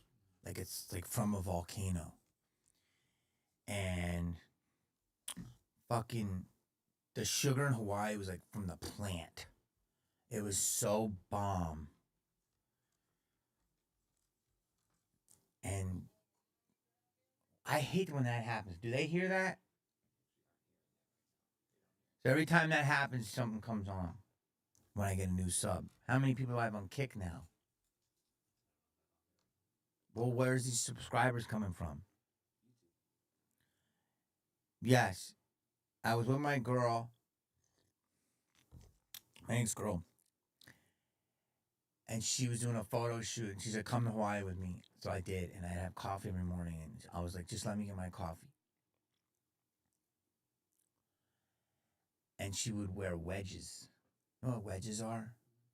It's a beautiful shoe. It's like a basket. It's like a basket shoe. But she looked real sexy in wedges, and I'm like, where are the wedges? Right? And she would go to her photo shoot in wedges. And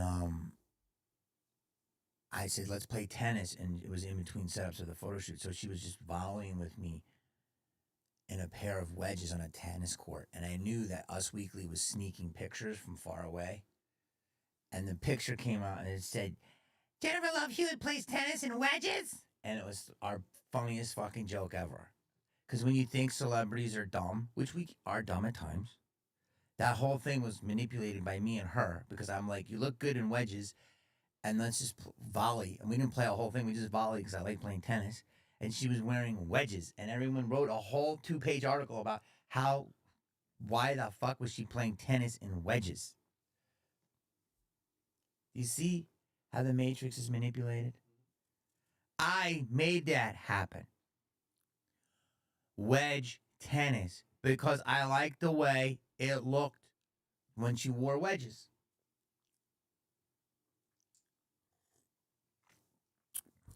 So was I looking here? If I look here, what do I do? People love those little insights. I could tell you insights like that all day. Yes, some girl said wedges suck to walk in, though. Would you want to be sexy to a man? Do you want to do a man's bidding? You wear those damn wedges. See that? That's racist. Is that racist to say that to a woman? I get my all mixed up. You want to be sexy to a man, you wear those damn wedges. Okay? My current chick would come over and clean my house, like when she would work with me. And I didn't ask her to, but sometimes I needed a little help. And she'd wear heels. I go, what are you wearing heels for? And she said, because she likes to dress pretty. And I'm like, we're cleaning today. Put on your chucks. So some women will wear heels no matter what, and other women won't.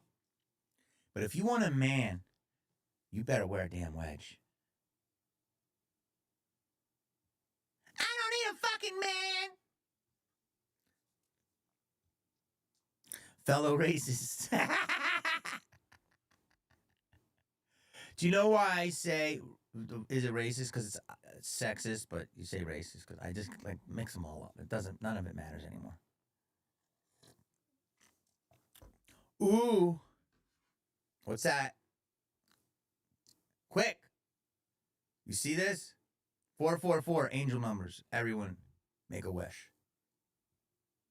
Angel number.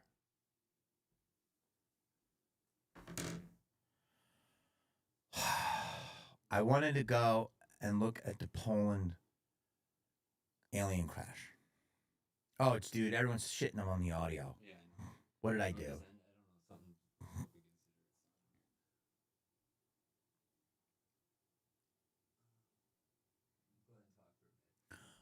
1, 2, 3, 4.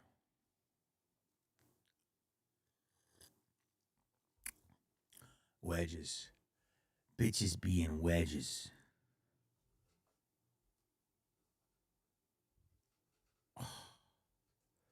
Yeah, by the way, a chicken chucks, that should also be a fanny pack. I like a chicken, a good pair of chucks. You know what I love though? Those chucks that have a heel on them. Sexy. Chicken chucks.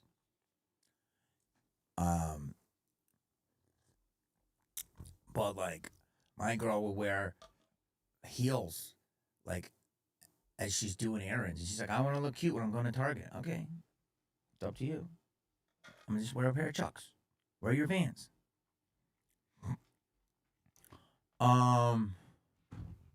Dude, everyone's hating your audio right now. You, damn, dude, everyone, damn, bro. It's your audio. You gotta go to DeVry. Dude, they hate your technical. Imagine if I wasn't here. Oh, it'd be done. Well, let's just hear. We'll skip out on this. We'll just not watch anything on here. All right, I'm getting hungry, guys, and he said the mic unplugged. Oh, Slim dropping the ball. They're coming for Slim. They're coming for you, dude. Give them a look. Be aggressive to them. Chat is coming for you, bro. Hope you guys enjoy your last live stream. They're all downhill from here. Yo, he gets bitter. Going back to Indiana. Can I tell them that? He's going back home tomorrow. He's a nice person. Can you hear me? Because he's hit the wall with me. He needs a break. I drive people absolutely insane. So he needs a life of his own for a little while. And young Jason's going to jump in here. How long before Jason breaks? Nah, dude. I'm going to take him to Trejo's. I'll give him Trejo's tacos. Yeah. I'll take him to the Window Hamburger. He probably likes Van Leeuwen ice cream. You like that. I give these guys hamburgers, tacos, ice cream, and money. Isn't that enough to be my friend? Can you guys hear me? I mean, you get tacos, Trejo tacos. He doesn't like certain things. This guy doesn't like certain foods. I think, is Jason easier? Okay. Sushi. Right? Sushi. We should take a vote.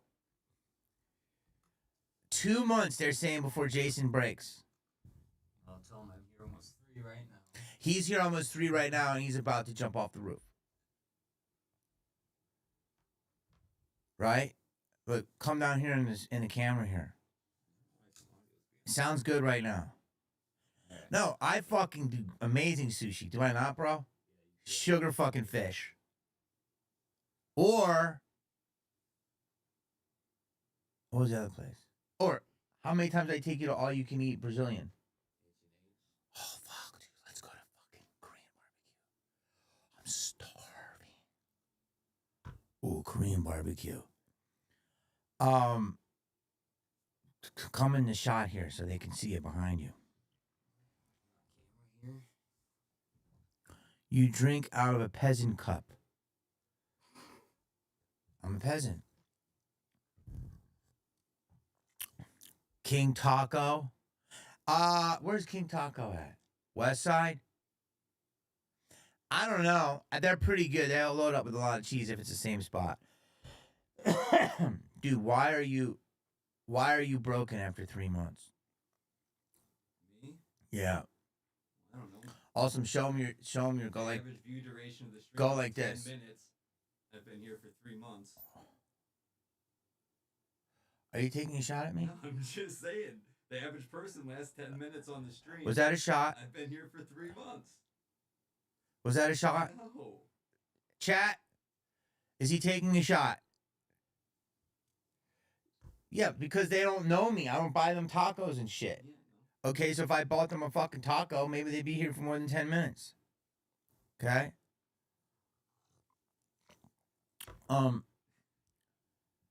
You're gonna go home to Indiana, dude. No. I can't believe you told people where you live. The fuck are you gonna do there? You know what? Nothing. You know what this dude will do? Can I tell him one thing you do? It's innocent. World class fucking mushroom hunter. Am I wrong? No. Yeah, that's part of the reason I want to go home. This dude can find you any mushroom, what its properties are, if it's good for you, if it's healthy. And this is what he's gonna do. He's gonna go home and fucking do the mushroom thing. Oh, you got some gentlemen in the chat that like you. Some gentlemen.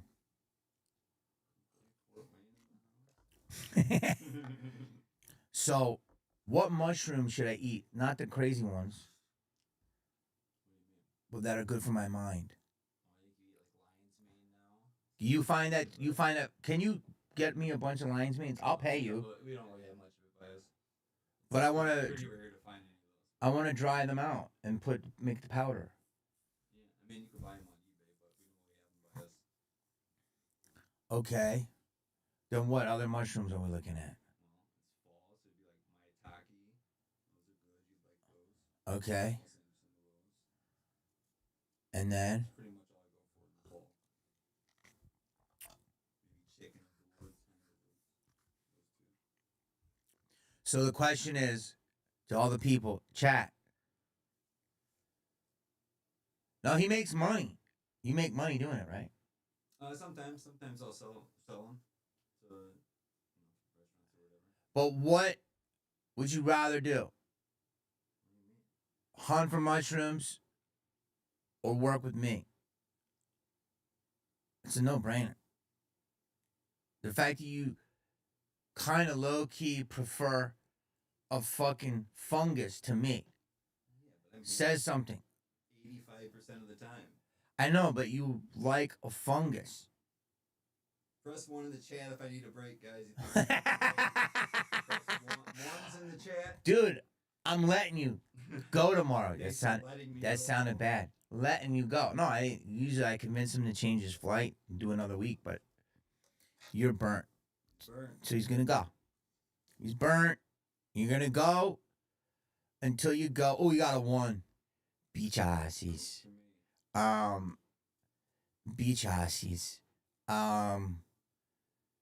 No, but look at some asshole work with you. I'd come on the pod, but that's it. Bitch, no one invited you, fool.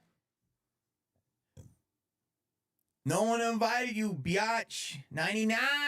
That means that's me. 99 hours out of 100 you work. See how I just did that? Is that Satan coming into my hand? Ooh, you got people coming in here saying, I work for free. Ooh, just for the experience. Have at it. New game show, Surviving Jamie. I think Andy Dick had that show. Oh, Diddy had that. Who Wants to Be My Assistant? It was on MTV. Somebody says I work for Doritos and beer. Listen, I get it. The guy does need a break, because I need a break. I need a break for myself.